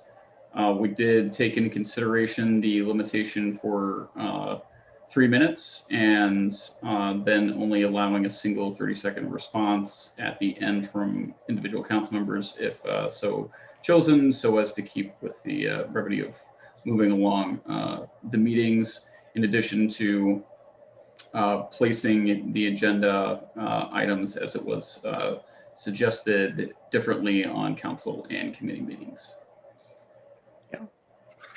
Yeah, and I could say that for the committee of the whole, the agenda item will be right after the public input, and in the council meeting, it will be at the end. I think the opposite. Yeah. The opposite. Oh, I mean, okay. Right after public input at council and at the end of committee. Okay, thanks. Yeah, I did forget that. Bill Brown had his hand up first. Bill? Yeah, for clarification, we're voting on the second version that has the markup in it. Is that right?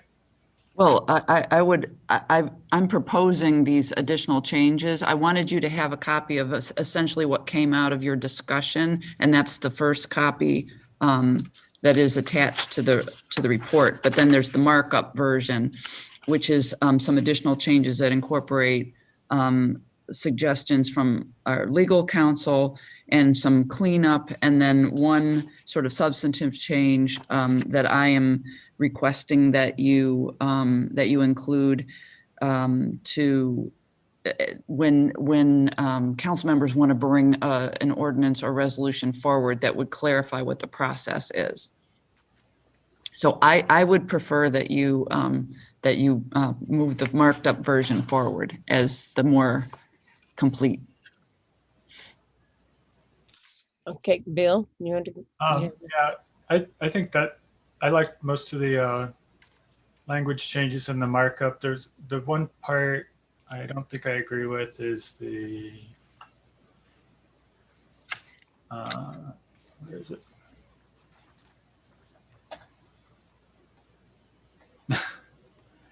Okay, I think it's in 34. No, just Rule 4C.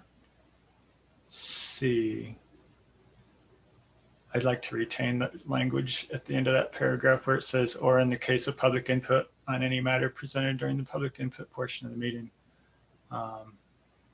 This isn't just for online meetings. This is for everything, right? I think once we get back to in-person meetings, that's the way we always were able to ask questions of people.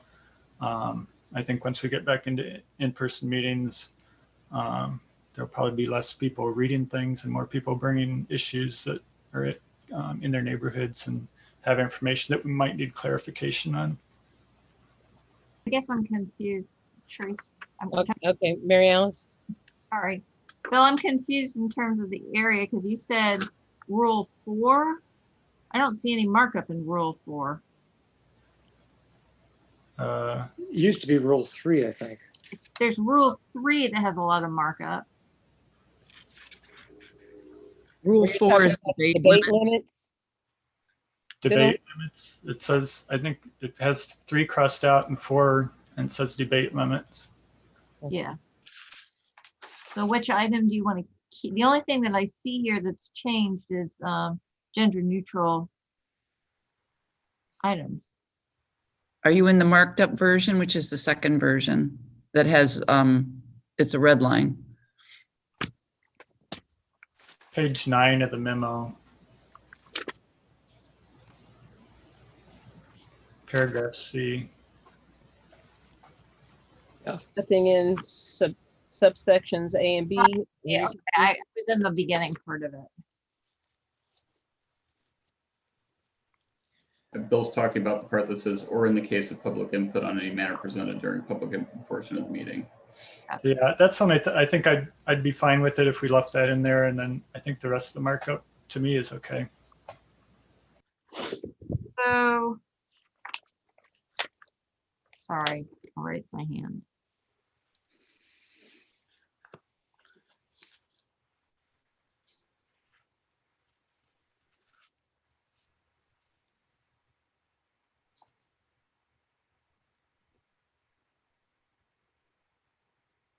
Sharice, Mary Alice has a question. Mary Alice, I'm sorry, go ahead. Thank you. I'm looking at the thing too. And so just for clarification, the marked up part that Bill was just talking about, that's what is one person is proposing as the change language, but then the portion before that that's also marked up is, where does that stand? I guess there's 2 documents, it looks like here. There's 2 versions of this, and that's what I'm trying to figure out, because I just read the first version, I guess maybe erroneously.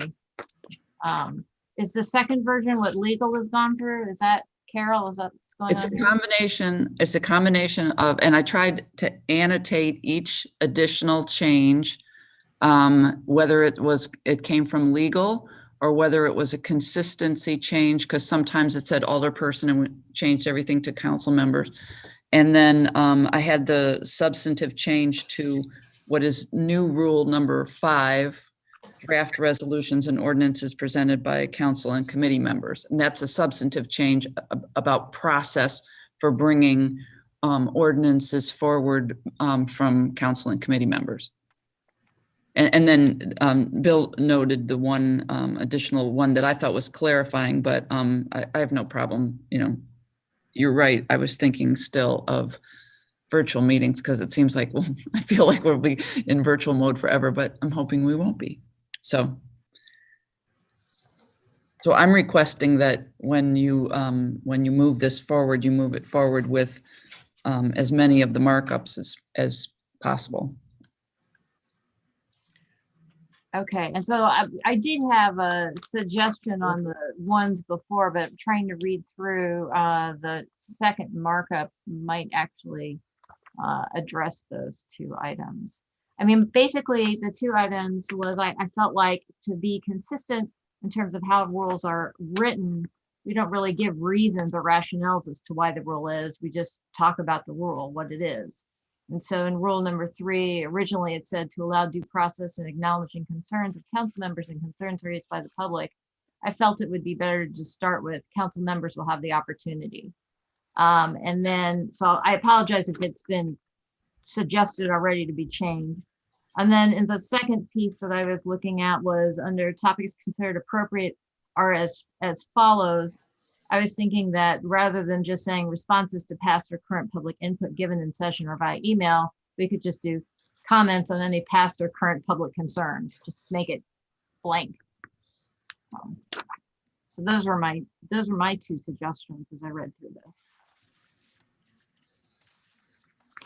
Okay, Dennis, he had his hand up first, Jared. Well, so I'm wondering if we haven't all absorbed the changes that are being suggested by Carol Minton. Do we want to send this forward without recommendation and have more of an understanding of the final, before we make a final vote on it in council? I'd support that if you made that motion, Dennis.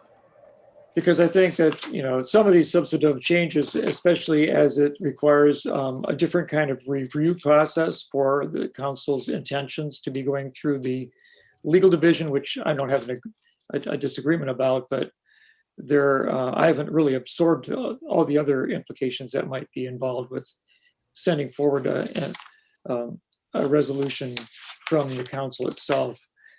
So I guess I would say that because we haven't quite absorbed or discussed adequately the details of how that might happen, we could support generally sending this forward to council with approval, with no recommendation at this time. We can have final discussion about the wording and agreement about it at the council meeting.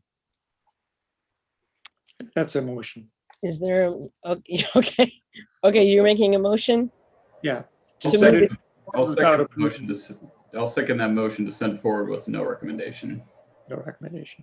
Okay, so it's been moved by Dennis and seconded by Jared to move this resolution, this ordinance forward to city council without recommendation. Correct? Okay. Yeah, that was the motion and the second. And there's a question. I see Mary Alice says. Yeah, that's what I was going to say. Are there any questions? And Mary Alice has had her hand up, and Bill Colebrook, you had your hand up too. Mary Alice, go ahead. My question is, what we're moving forward, are both of these items? Or are we moving forward what is in the second markup? The second markup, and it might be that we want to make changes to the second markup to adjust it according to the needs of the council. Okay, then I would request staff send the second markup as a Word document, since it looks like it's already in a Word document. Yes. That would be helpful. I have a question. Bill, go ahead. Bill Colebrook, you go first. I was just trying to say that I was going to support what Dennis was saying prior to the motion, but it's a moot point now because I'll just vote in favor of it. Okay. I guess the question that I have, Mary Alice, if you could take the chair for a minute. Yep, absolutely. The chair recognizes Sharice Hersey. I would like to understand if this is going to be a consolidation maybe of the two, or are we talking about accepting one over the other? The markup is a consolidation. It's built on the first one. So what the first version is what came out of your discussion, and that was prior to legal review, and that was prior to getting staff input.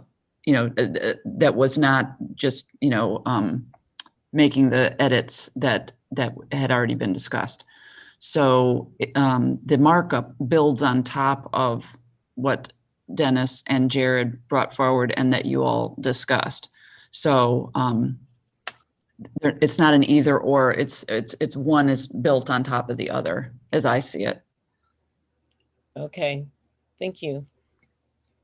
Mary Alice, I'll take the chair back and recognize Eric Sachs. Just a quick question. Carol, could you describe the intent behind the substantive change that you added? Yeah. The substantive change, actually, I was more informed about it because I was handling the draft resolution that came from two council members. And from a processing perspective, I felt that it would be easier if there was one consolidated version that made its way to the council with all the input from staff and legal prior to you seeing it, which is why I have the second half of the substantive part of the proposal, which is that you send it through the city administrator, send a draft of an ordinance or a resolution through the city administrator. However, there's nothing wrong with what Dennis and Jared did, but it needs to be understood that if you go that route and you haven't yet made your way through staff and legal, that it can really only be a discussion item, that you shouldn't be taking any kind of proposed action on an item that hasn't been through that review. So if you go the route where you go sort of directly to the clerk, that it can be a discussion item Or my preference would be that you come through the city administrator and you put it through all its paces, and then you wouldn't end up with two versions in front of you. Okay, Jared. And it may be, Carol, that we need to consider that separately from what we're proposing in our changed rules, because that's substantively different than the intention of the original changes that were proposed. And we're talking about process and not about council discussion now. So I don't know that it's appropriate to include it in what Dennis and I had sent. Now that I'm hearing that, because that's a completely different issue with a completely different discussion. Okay, I mean, it's your call. It's as germane as some of the other changes, but you know, the cleanup changes, but it's your call entirely. Dennis, what do you think? I think you do have a point. Yeah, what is being introduced is a new aspect that we hadn't really discussed about how process is done. What we're trying to do is make a public participation, responding to public participation possible for the city council. So how about if I do this, that I will send you the markup. I will remove the substantive change that I proposed. I will remove the item that Bill wanted to have removed as well. I will leave in the legal pieces and the consistency pieces, and then I'll send that to you as a Word document, and that's what we'll bring forward for consideration at the council. Does that sound okay? to me, it does. It seems a very responsible and a good response. Yes. Bill Colebrook. I also just want to make a point that I appreciate the council.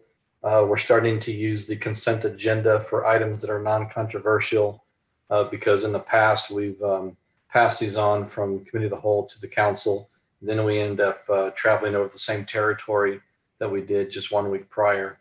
So now I anticipate when we get to the council meeting, we'll be able to pass those non-controversial things in a quick motion because we've already discussed them in council of the whole, which allows us to debate issues like this that actually need more time as opposed to debating all issues 100% of the time.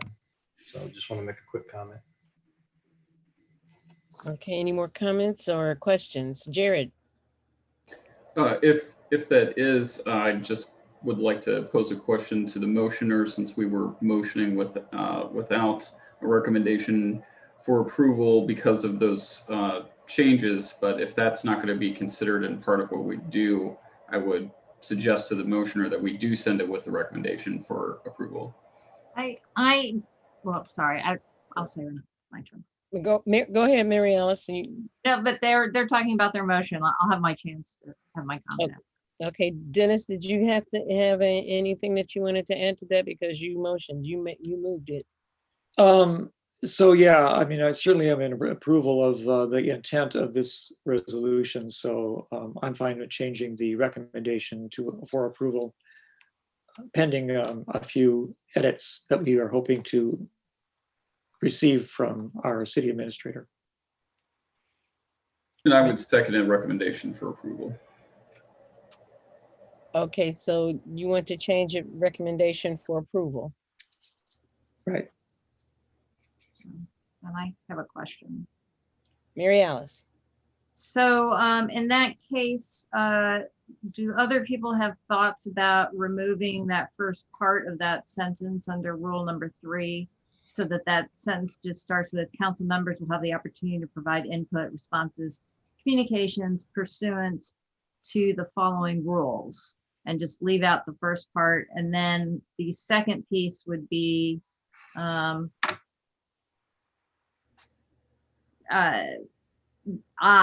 it's, sorry, I can't read this. Is it letter C, A, B, C, D, E? It's the last one under topics to consider appropriate are as follows. I just would say responses to past or current public, I don't even know if we need to say input, public concerns, because it could be that we want to make a comment about something that a constituent brought up to us in a personal email, is what I'm saying. That might be relevant. So that's why I just want to make it a little broader. for that one. So those are my two suggestions in terms of altering the words, but other than that, I don't have any issues with it. Okay, Jared, you had a question?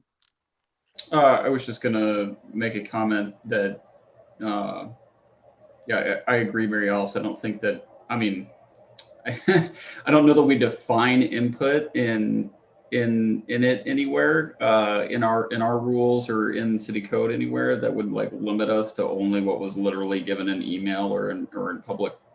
I mean, we say given in session or email, but we could just end it with past or public input, because public input can come in many forms. Yeah, I was just trying to get out of the word of input and just say concerns, right? Because it could be concerns in any form. That's what I'm trying to say. It doesn't have to be public input given during city council. It could be concerns that are brought to us as, from constituents saying, I had a concern about this, and maybe other people would be interested in the answer. That's why I wanted to get rid of that specific input and just make it broader. So replace input with concerns and get rid of given in session or via email and just end it with concerns. Yep. Okay, I'd support that change. And then the second piece is, or the first piece was to just start the paragraph with council members will have the opportunity to provide. Yeah. Is to take off that first clause. Oh, I got you. Get rid of the to acknowledge concerns and blah, blah, blah. Right, because it's all these are rules in terms of how we operate. Yeah, I'd be okay with that, I guess. Yeah, I would suggest that you make then a motion to amend. Okay, I will make a motion to amend rule number 3 to begin with council members will have the opportunity to provide input, responses, etc., and remove the text previous to that. The second piece would be under topics considered appropriate are as followed. The text would now read responses to past or current public issues. Or wait, let me rephrase. Responses to past or current public concerns. Okay. I guess I'll second that then. I agree. Okay, it has been moved to be amended for Rule 3 and I don't know what part. And another, what's the other part, Mary Alice? It's C1. E1. It's E1. E1. E1. For it's been moved for amendments to be made to this resolution in those particular sections. Do I have a second? Oh, Dennis seconded. And Yep. Okay, do we have any more discussion regarding the amended edited version of this particular resolution? Okay, Ms. Clark, will you please call the roll? Ms. Wu, Yes. Mr. Sachs, Yes. Ms. Hersey, Yes. Mr. Brown, Yes. Mr. Roberts, Yes. Mr. Colebrook, Yes. Mr. Miller. Yes. Now, my other question now is, do we need to change the motion from without recommendation to approval and vote on that again? Ms. Clark? Yes. Okay. Then is there anyone that wants to make a motion to move the amended resolution to City Council for approval? I'll make that motion. Okay, it has been moved by Jared and seconded by Dennis. Sharice, could you state the resolution number? I'm not sure it's ever been stated in this whole discussion, just to have it on the record. I stated it. Let me see. It is resolution number 2021-01-003R, a resolution amending the City Council and Committee of the Whole rules.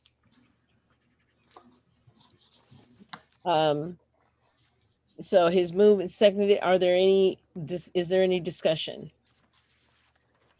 Okay, Ms. Clark, will you please call the roll? Ms. Wu, Yes.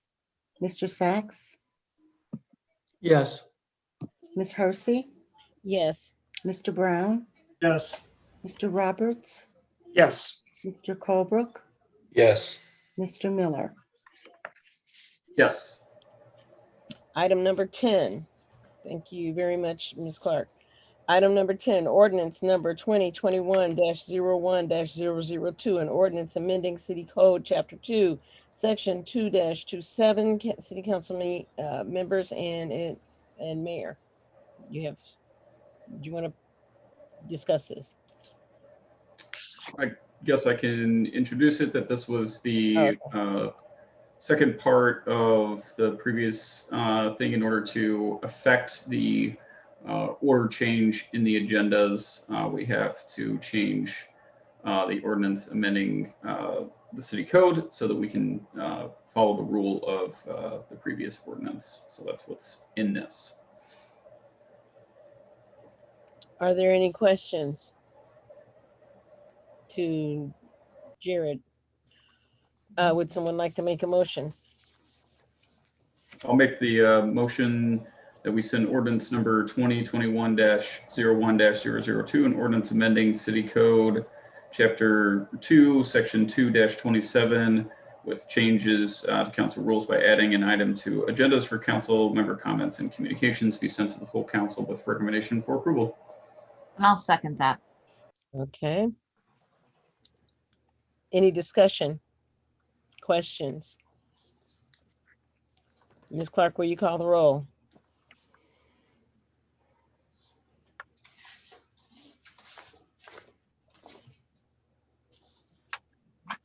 Ms. Wu, Yes. Mr. Sachs, Yes. Ms. Hersey, Yes. Mr. Brown, Yes. Mr. Roberts, Yes. Mr. Colebrook, Yes. Mr. Miller. Yes. Thank you. Okay, resolution number 2021-01-004R, resolution regarding the implementation of gender neutral language and official written and verbal communications by the city of Urbana and council members. And who's going to present this? Or I guess I can introduce it and Carol can talk about how it's gonna, how we see implementation.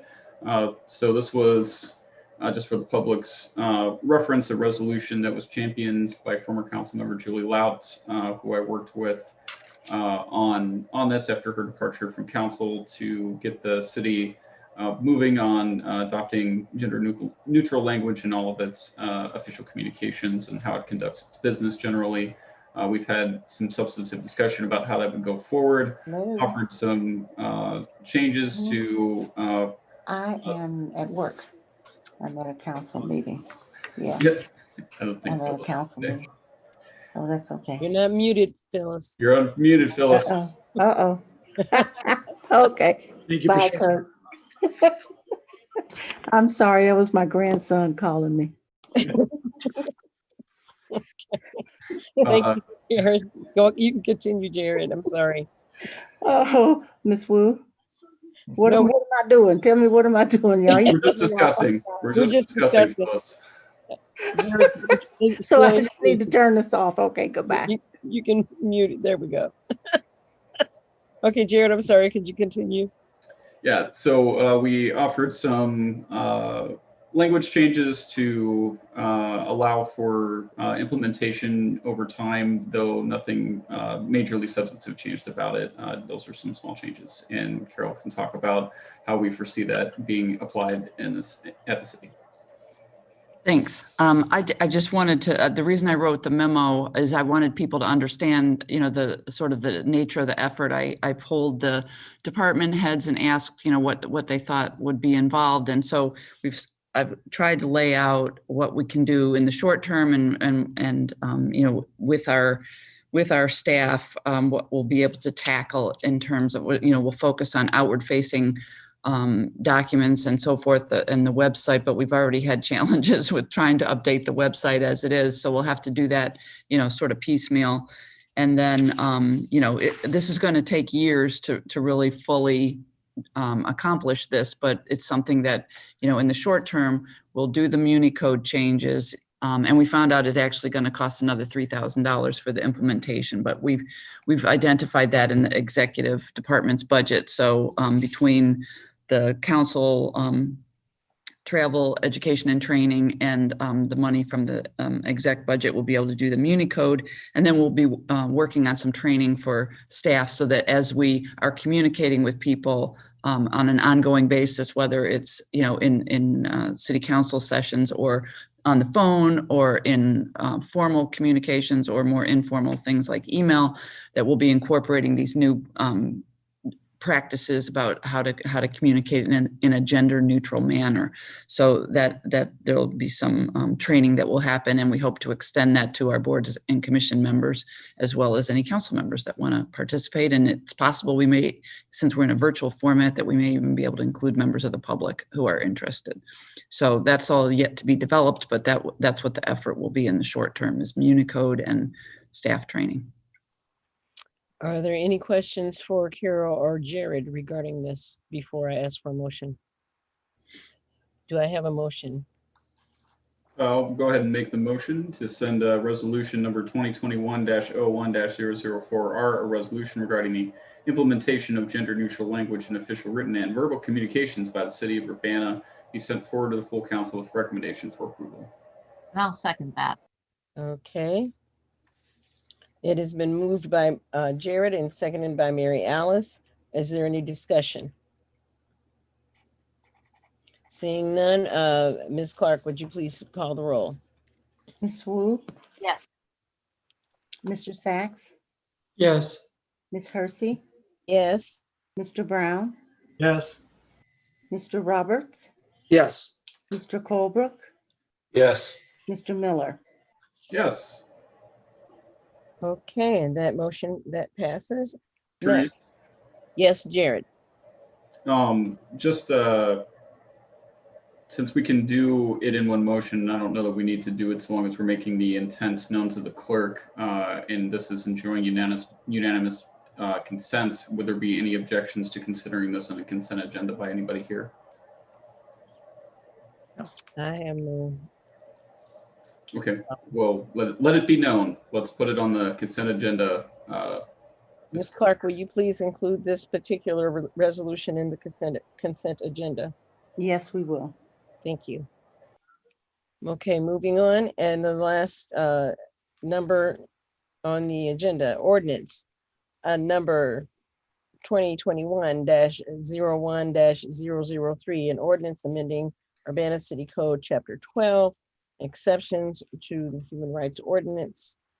And we have an executive to bring that. Taking that, and I would like to ask, Jason has a slide deck that he's going to put up for me, and I'd also ask him to upgrade Pete Resnick to a panelist.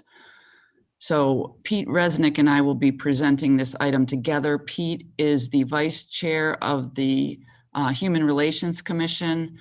He and I have been working together on this, and we don't have precisely the exact same information to propose, given that there was a slightly different resolution that went to the HRC, but he'll explain that as we go through the slide deck. But I do appreciate his efforts, and also that he waited very patiently to the end to join me to do this. So thank you, Pete. I got work done during the meeting, so.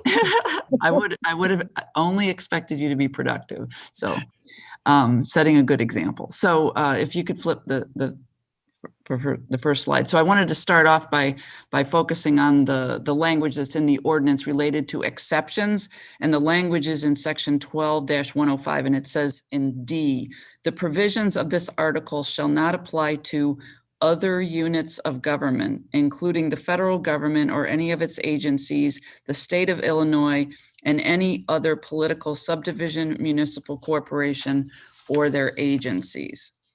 So that's what it says. If you could go to the next slide. So I also wanted to share with you, and I elaborate on this a little bit more in the memo about past practice.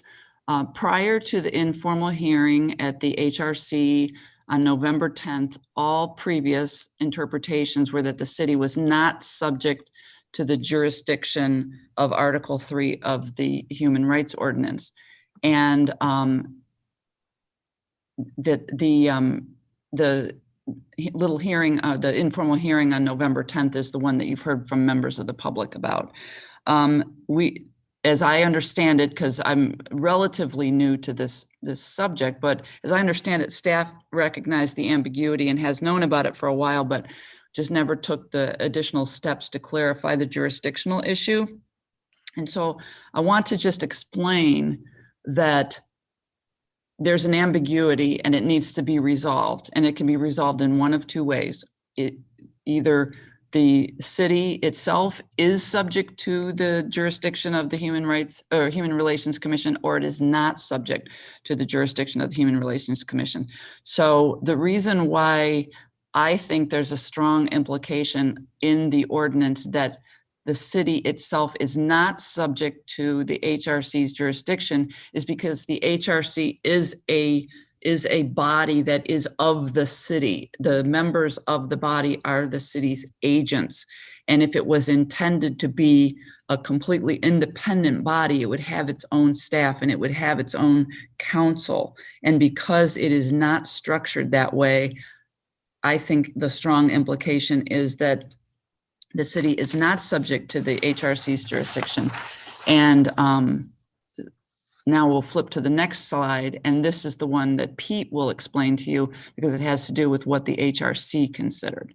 And I will say, by the way, Carol, if you're new to this, so is the entire council, because going back through my email, the first time this issue came up with staff that I was aware of was back in 2004, 2005. It's been around a while. So the HRC for a while, and certainly with these recent informal hearings we've had, has been recommending that the jurisdictional issue be clarified.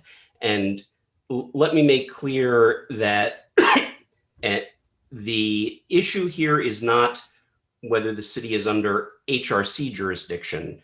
It's about these enforcement and hearings portions of the chapter, right? So Article 3. There's loads of stuff that the city is subject to in Article 2, but the question is about Article 3, which involves enforcement, which involves formal hearings and all the rest. We had a long discussion about this. There are folks, myself included, who think that if we could make the city subject to Article 3, that would be great. We recognize that making the city subject to Article 3 would be logistically difficult. So what we try to do in our resolution is give you the menu, one where we clean up the language to make it clear that the city is excluded from that portion of the ordinance, and the other showing an example where it's included. And we gave you the list of structural changes that would be necessary for the city to be subject to the entire article. You'd need at least independent counsel to deal with not only the hearing, but enforcement actions afterwards. Right now, the officer, the human rights officer, or the city attorney would prosecute the case, and then the city attorney is required to do enforcement actions if fines need to be collected and other things like that. You'd need independent counsel for that, and that would have to be paid for. You would likely want some sort of independent staff.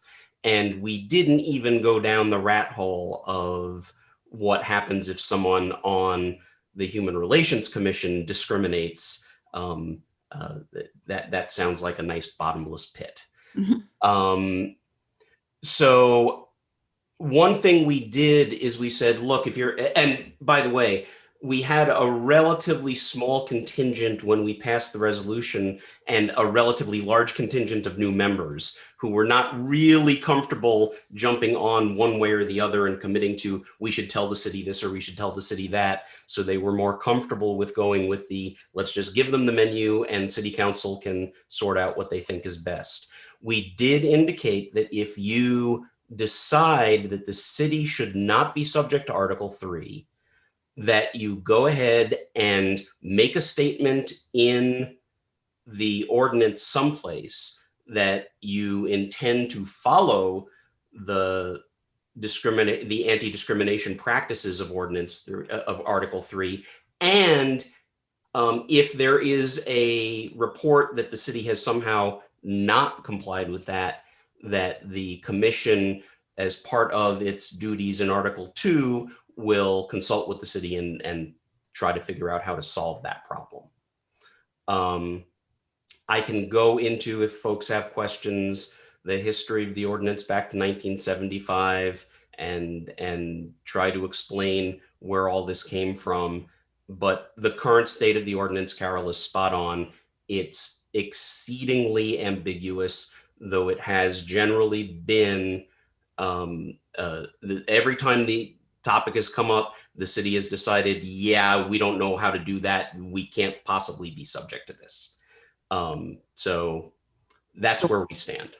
Okay, and I have one more slide, and it follows on the last point that that Pete had on his slide, which is that in talking with Jared and Dennis, not Dennis, Jared and Bill Brown, they had recommended, so this is a recommended change to what I had originally proposed, but because these conversations were happening after the report had been submitted for the packet, I'm making this change more like in real time. And so this is to strengthen what the recommendation from the HRC is, which is that we subject ourselves and that we show our commitment to complying with the substance of the ordinance. And so this would be an amendment to what is proposed in the memo and the draft ordinance. So rather than say that it is the intent and commitment of the city of Urbana to conform to the requirements of Article 3, Division 2 of this chapter and so on, it would be the city of Urbana shall conform. And that came from Jared and Bill Brown. So I appreciate that. I think that's a great way to strengthen it. And I'll stop there and ask if you have any questions for Pete or I.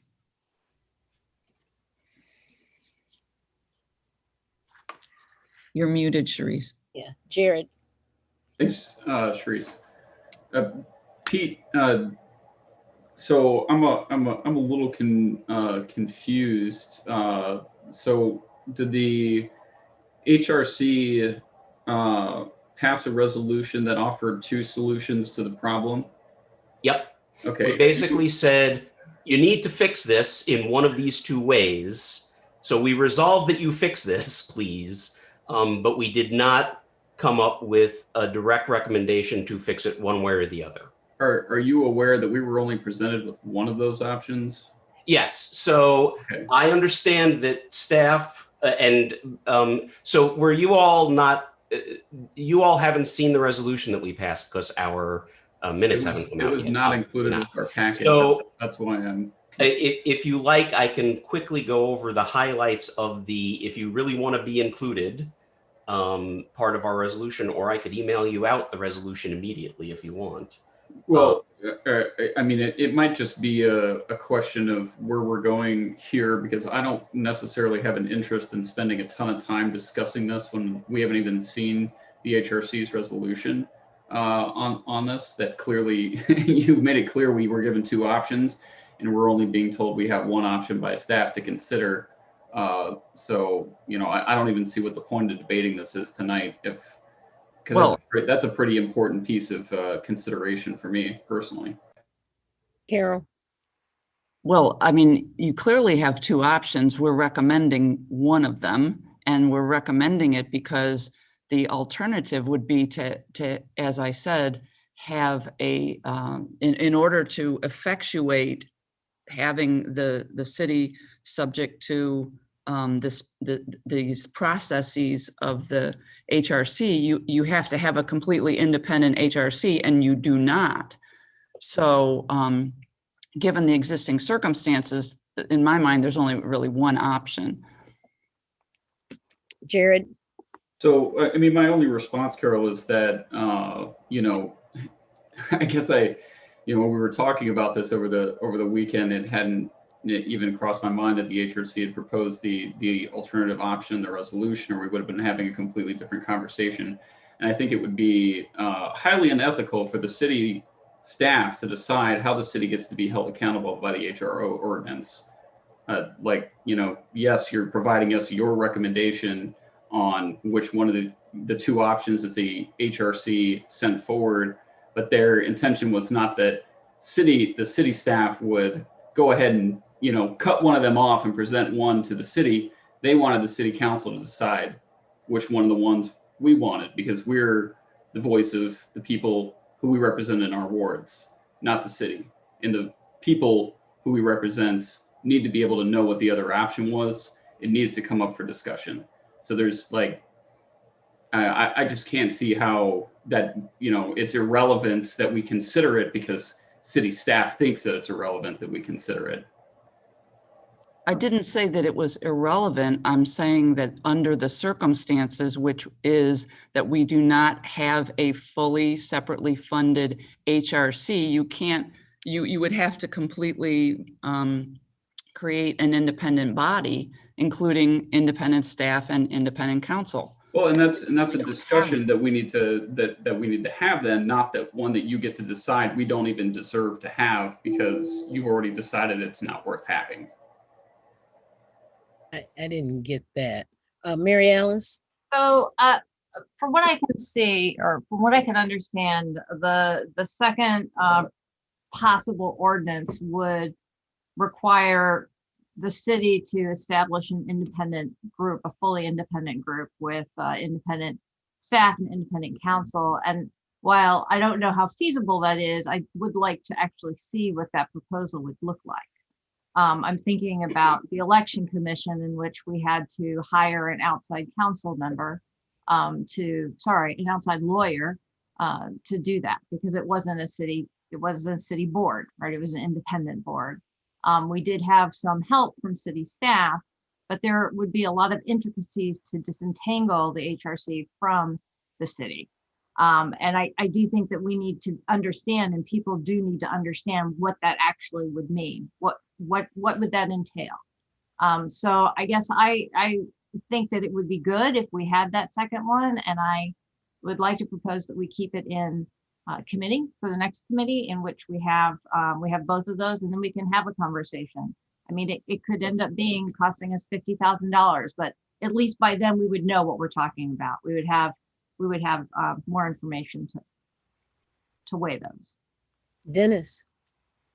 Yes, it's not really clear to me what jurisdiction the Human Rights Commission really functions under to maintain appropriate interactions between the individuals in this community. We're talking about it being a review process for people to bring complaints. I assume that the complaints are not necessarily against the city, but it may be against practices in the community at large. The manager of a hotel or a service industry or something who is creating an issue concerning the employment practices, which may or may not be against the human relations ordinance of our community. So it's kind of interesting. Most commissions that are engendered by the city and run by city staff and are, where the city staff acts as the secretary and reporting agency to the council, are advisory. And so I don't understand what the judicial strength of actions by the commission would be in relationship to the community at large and to the city itself. We have, of course, we want to obey our own human rights ordinance, and avoid conflicts in that area. So, you know, the discussion about having an agency that's overseeing not only the city and the community, but the city's own actions seems partially very useful to us. The only detriment being that this commission is chosen by the mayor and, you know, operates with city staff. I want to understand how that works out. If the city itself becomes advised that it's an error, is it just an advisement? But if it was in the community, would it be judicial in some way? Actually, would they have power to bring this to a court? So Pete, you want to, maybe you could start and by with Yeah. the So with regard to the community at large, the Human Relations Commission is a quasi-adjudicative body. We are empowered by the ordinance to actually hold a hearing. If we find someone in violation of the ordinance, we are allowed to order the parties to do particular things, reinstatement of employment, changing of their housing requirements. We are allowed to fine to a certain extent the respondent if they have violated the ordinance. We have subpoena power, the whole 9 yards. So we are a fully, we are judge and jury when it comes to these cases. Currently, with regard to the city, as we've said, the ordinance is at least ambiguous. If the city were subject to the ordinance, it would be similar to the way the state is subject to the Illinois Department of Human Rights. There are some differences with IDHR, which is why they have an easier time with this problem than we do. But that would require some more independence and someone else prosecuting the cases. Currently, if you bring a complaint to the commission, it is not you versus the respondent. It is the city of Urbana versus the respondent. So the city is actually prosecuting the case. And part of the problem here is city of Urbana versus city of Urbana. That's what you would create if you decided that the city should be subject to these parts of the ordinance, is that the commission could hear a case and order the city to do particular things if it was found in violation. Does that make sense? And why would that not be fair if the city was not following its own structure and city ordinance about its human relation policy? Certainly it should be advised to correct it. Right. But the question is whether it would have to be done by a court, in a court experience. Yeah. Well, so a memo to the mayor would probably do it, wouldn't you think? I would hope. I don't know. So the recommendation, if we do not include, I'm sorry. Yes. Mayor Marlin, you went. No, go ahead and finish, Pete. The recommendation we made, my apologies. The recommendation we made with regard to if you do not include the city as subject to Article 3 is that reports, just to keep them separate from formal complaints, reports would come to the commission would consult, and there's a whole list of ways the commission consults with the city in order to correct the problem. Of course, the city could tell the commission to go jump in a lake if it wanted to. There wouldn't be any further recourse, except if you had an independent counsel. The independent counsel could then bring enforcement action in court. That would require the whole, they are subject to it. Okay, Mayor Marlin. Which is why the section 12, the language that says the city of Urbana shall conform to the requirements of Article 3 and so on, clearly and clarifies the fact that the city is subject and will follow this ordinance. and it should clear up the ambiguity that we've been experiencing, I think, for 20 years related to this ordinance. This is not the first time it's come up, but no one's ever wanted to deal with it before. And we have to get this straightened out. The idea of a separate board, a separate commission, the electoral board, using the electoral board as an example is it's not going to work at this time. In fact, it won't work at all. We have got to have a simple, straightforward way through this. And I think the language that was added here is the best way to go. Okay, Mary Alice, then Bill, then Jared, then Eric. So one of the things that I brought up with Carol when we were talking about this was, what is the recourse? So let's go down the road of, we say that the city is not subjected to Article 3 within this, but we also say that we shall adhere to the rules of the overall intent of the ordinance. Well, somebody could say, well, I don't think that the city is doing that, and I don't have any recourse because you're exempted from Article 3. And Carol, you had mentioned that a lot of stuff that's covered in our human ordinance is also covered by the state, but not everything, but a lot of things. And so the recourse in that part would be to go to the state. If the action isn't working, so this is what I'm just kind of proposing. The action of somebody brings a complaint and feels that the city is not in compliance, the Human Relations Commission goes and works with the mayor and tries to figure out a way that the city can make it work, and they correct it. The opposite is that the mayor says, no, I'm not going to correct it. You still have another recourse to go to the state, because unless it's one or two of the things that we cover that the state doesn't cover, but the vast majority of the stuff that is covered can be adjudicated at the state level. And that was my understanding, Carol, when you and I spoke. That's what I think. I think that's accurate, and Pete can confirm that. Yeah, there are several categories of things that the state doesn't cover.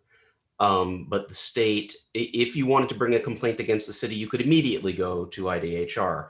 The only trick with IDHR, and it's part of why IDHR is able to pull this off, is my understanding is you bring the complaint to IDHR, they will get all the way through to the point of certifying the complaint.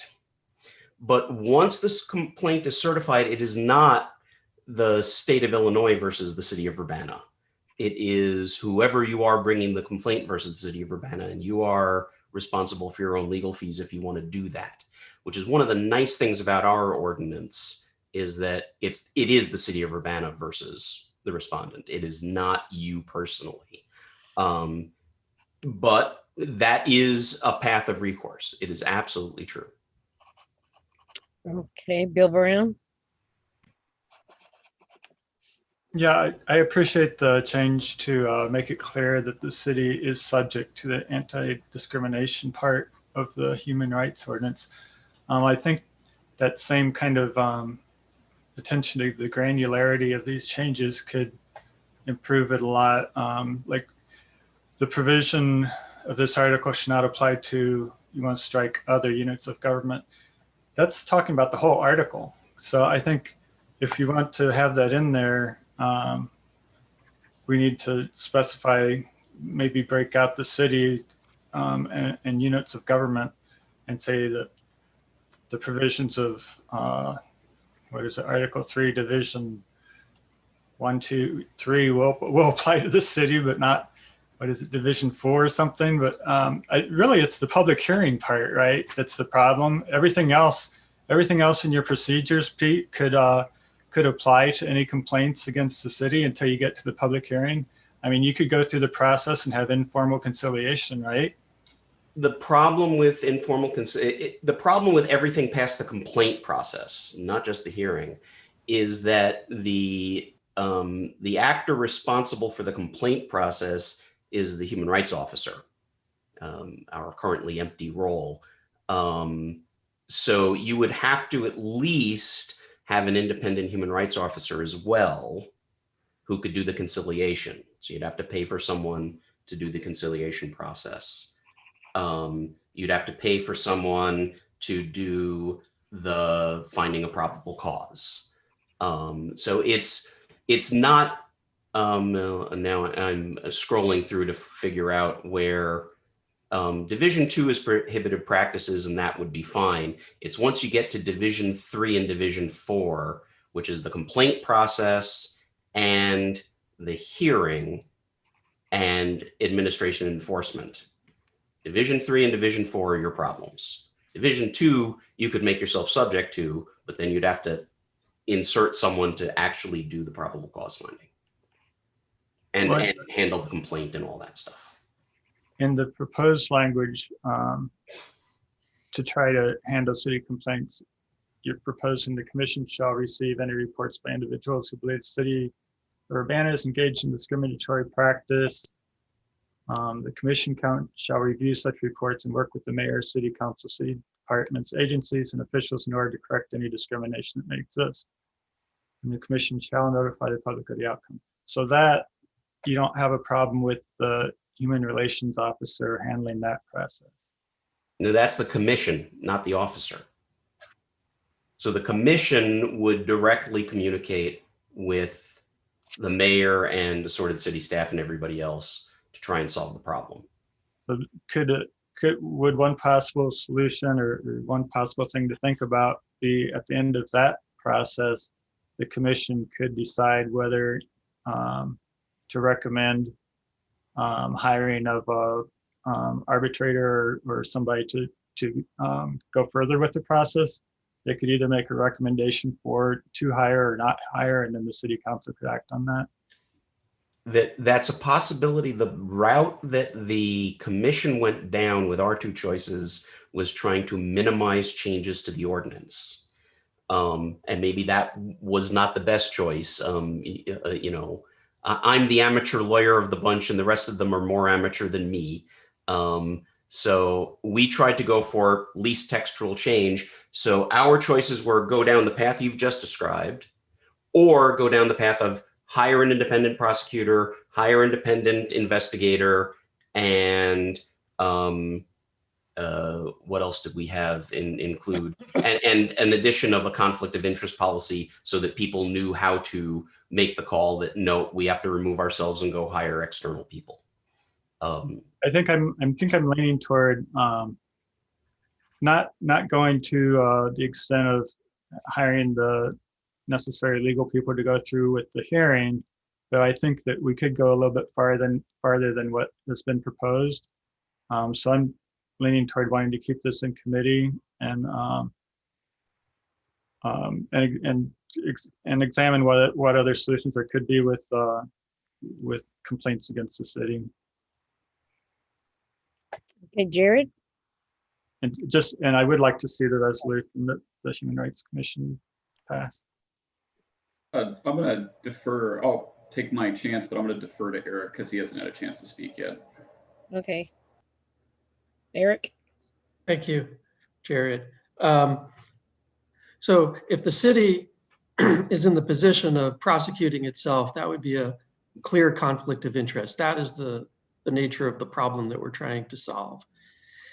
And the other examples I can see of government trying to do this are things like inspector generals or ethics commissions, each of which would be independently staffed in order with a clear wall of separation between them and the jurisdiction that they have over the other parts of the government. And if we're going to consider that, then we would have to have cost estimates to go along with it. I would be willing to venture now that those would be prohibitive for the size of city that we are and the budget that we have. That would probably be very expensive. If we went the other route and outsourced it, we'd need to have clarity that if someone, so the idea of having a commission make a recommendation, try to work things out with the city is a nice first thing, right? We can try to help negotiate a solution between one part of the city and the other. But at the end of the day, it's still the city trying to regulate itself, supposedly on behalf of someone who disagrees with the city, right? So it's still a conflict of interest in a way. We can try it, but that can't be the end solution, right? The end solution is there has to be an independent jurisdiction somewhere. And so I'd like to know with clarity that if the city says, we've solved this, and the commission says, sure, because whatever, the person who disagreed would have remedy in the courts for the city's part of the ordinance that is specific to the city, right? Obviously, they have remedy for the state, things that are covered by the state level. So that is a clarification that I think we would need, and we would need to make clear, right? That there is some remedy. It's not like we're not giving us a get out of jail free card, right? There's no, they can't make a situation where there's no recourse for someone who feels they've been discriminated against. We could go down the route of an arbitrator, but again, who's paying the arbitrator? There's still this issue of it's not necessarily clear that the arbitrator is free to be on the complainant's side. So that would, I think in the end, it has to get back to an independent jurisdiction if we don't create this separate bureaucracy that has a big wall. Mary Alice, she came after Eric. No, I'm fine. Okay, Jared? Oh, I just want to also make it clear, Eric, or not, I'm sorry, Pete, we would not be here having this conversation right now if we weren't currently trying to resolve this exact problem where the HRC has said that the city is doing something it finds in violation of the HRO ordinance, and the city said, we're not going to change what the HRC found was wrong with what we were doing. So right? let me correct that, because no, that's not what we found.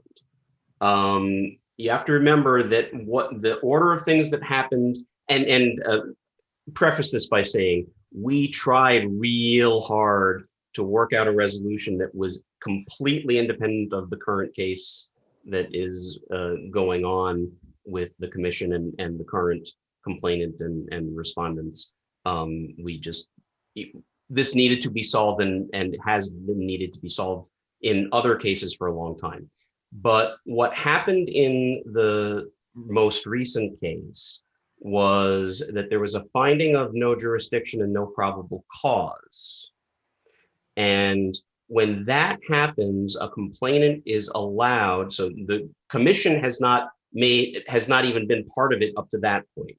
When the officer, and in this case, it was assigned to the city attorney, when the officer makes a finding of no jurisdiction or no probable cause, the complainant can bring an appeal to the commission, at which point the commission assigns one of their own and two independent citizens to hear only on the questions of jurisdiction and probable cause. That hearing panel found in the most recent case that there was jurisdiction and there was probable cause. So the commission has not heard the case yet. The commission has not decided that there was or was not discrimination. All that's happened is that the panel found that there was probable cause to go forward with an investigation, which would be the next step, and that there was jurisdiction. And the jurisdiction question is the thing that this is addressing. So there was an appeal and a panel that found jurisdiction.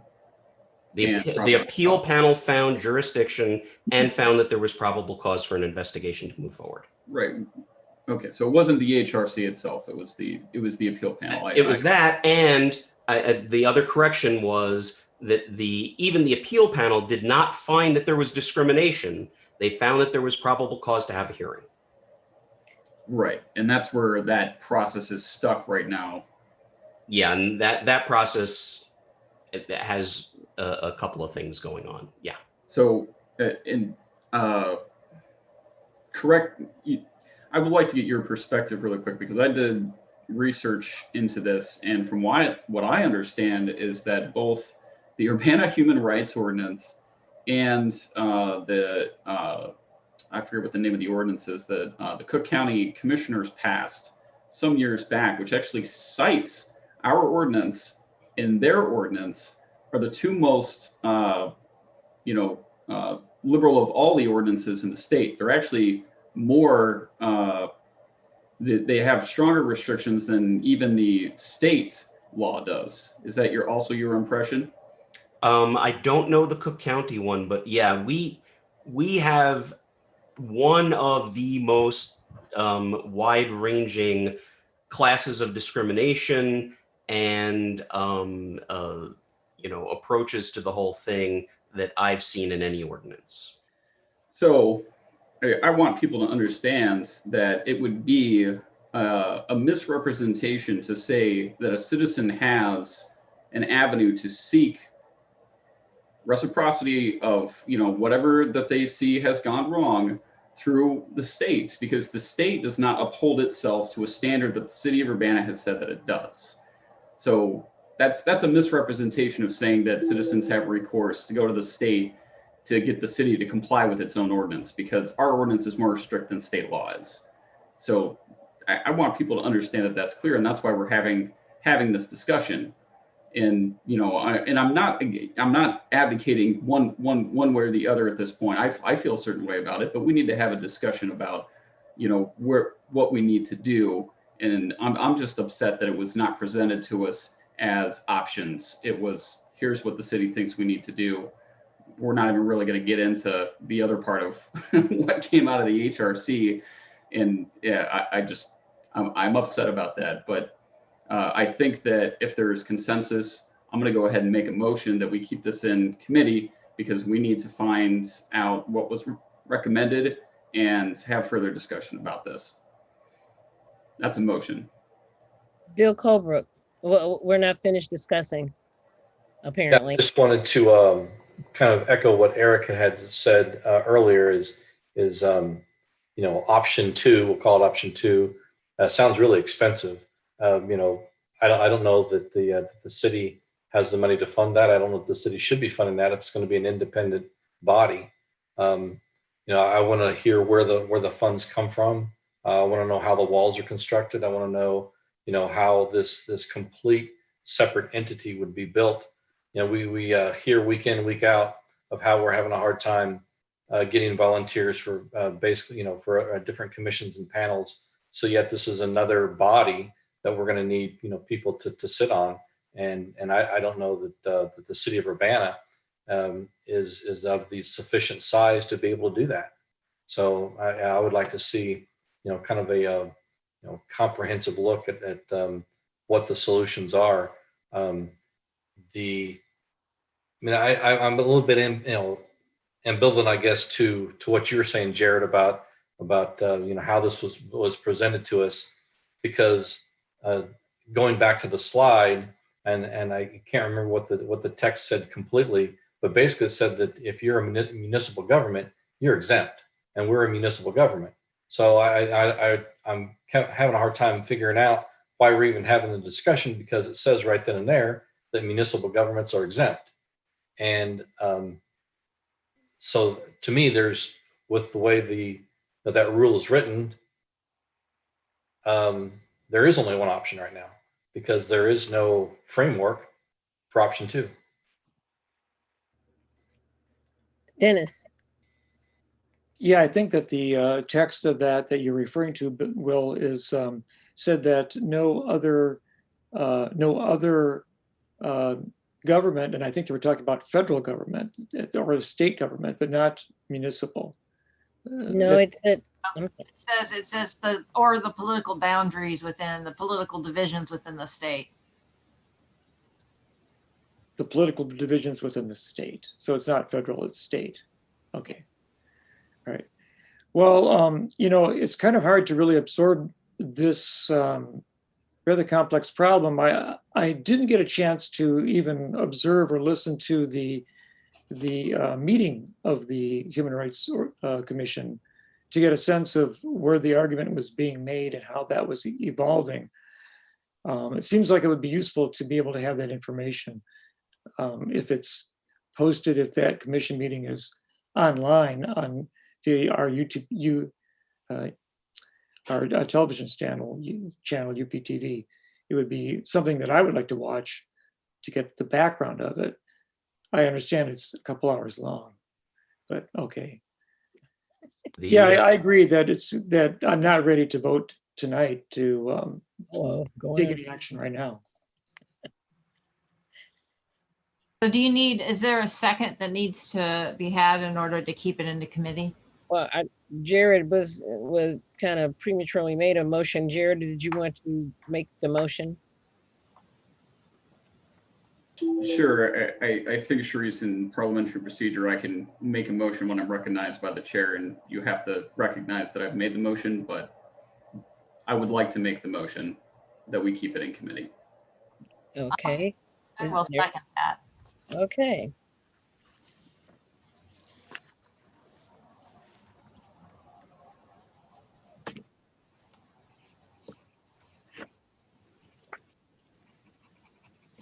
I would have gone around with the motion, Jared, but other people had their hands up. So sorry. That's how it goes. So Jared has made the motion to keep this particular item in committee, and Mary Alice has seconded. Any further discussion or questions? Okay, Ms. Clark, will you please call the roll?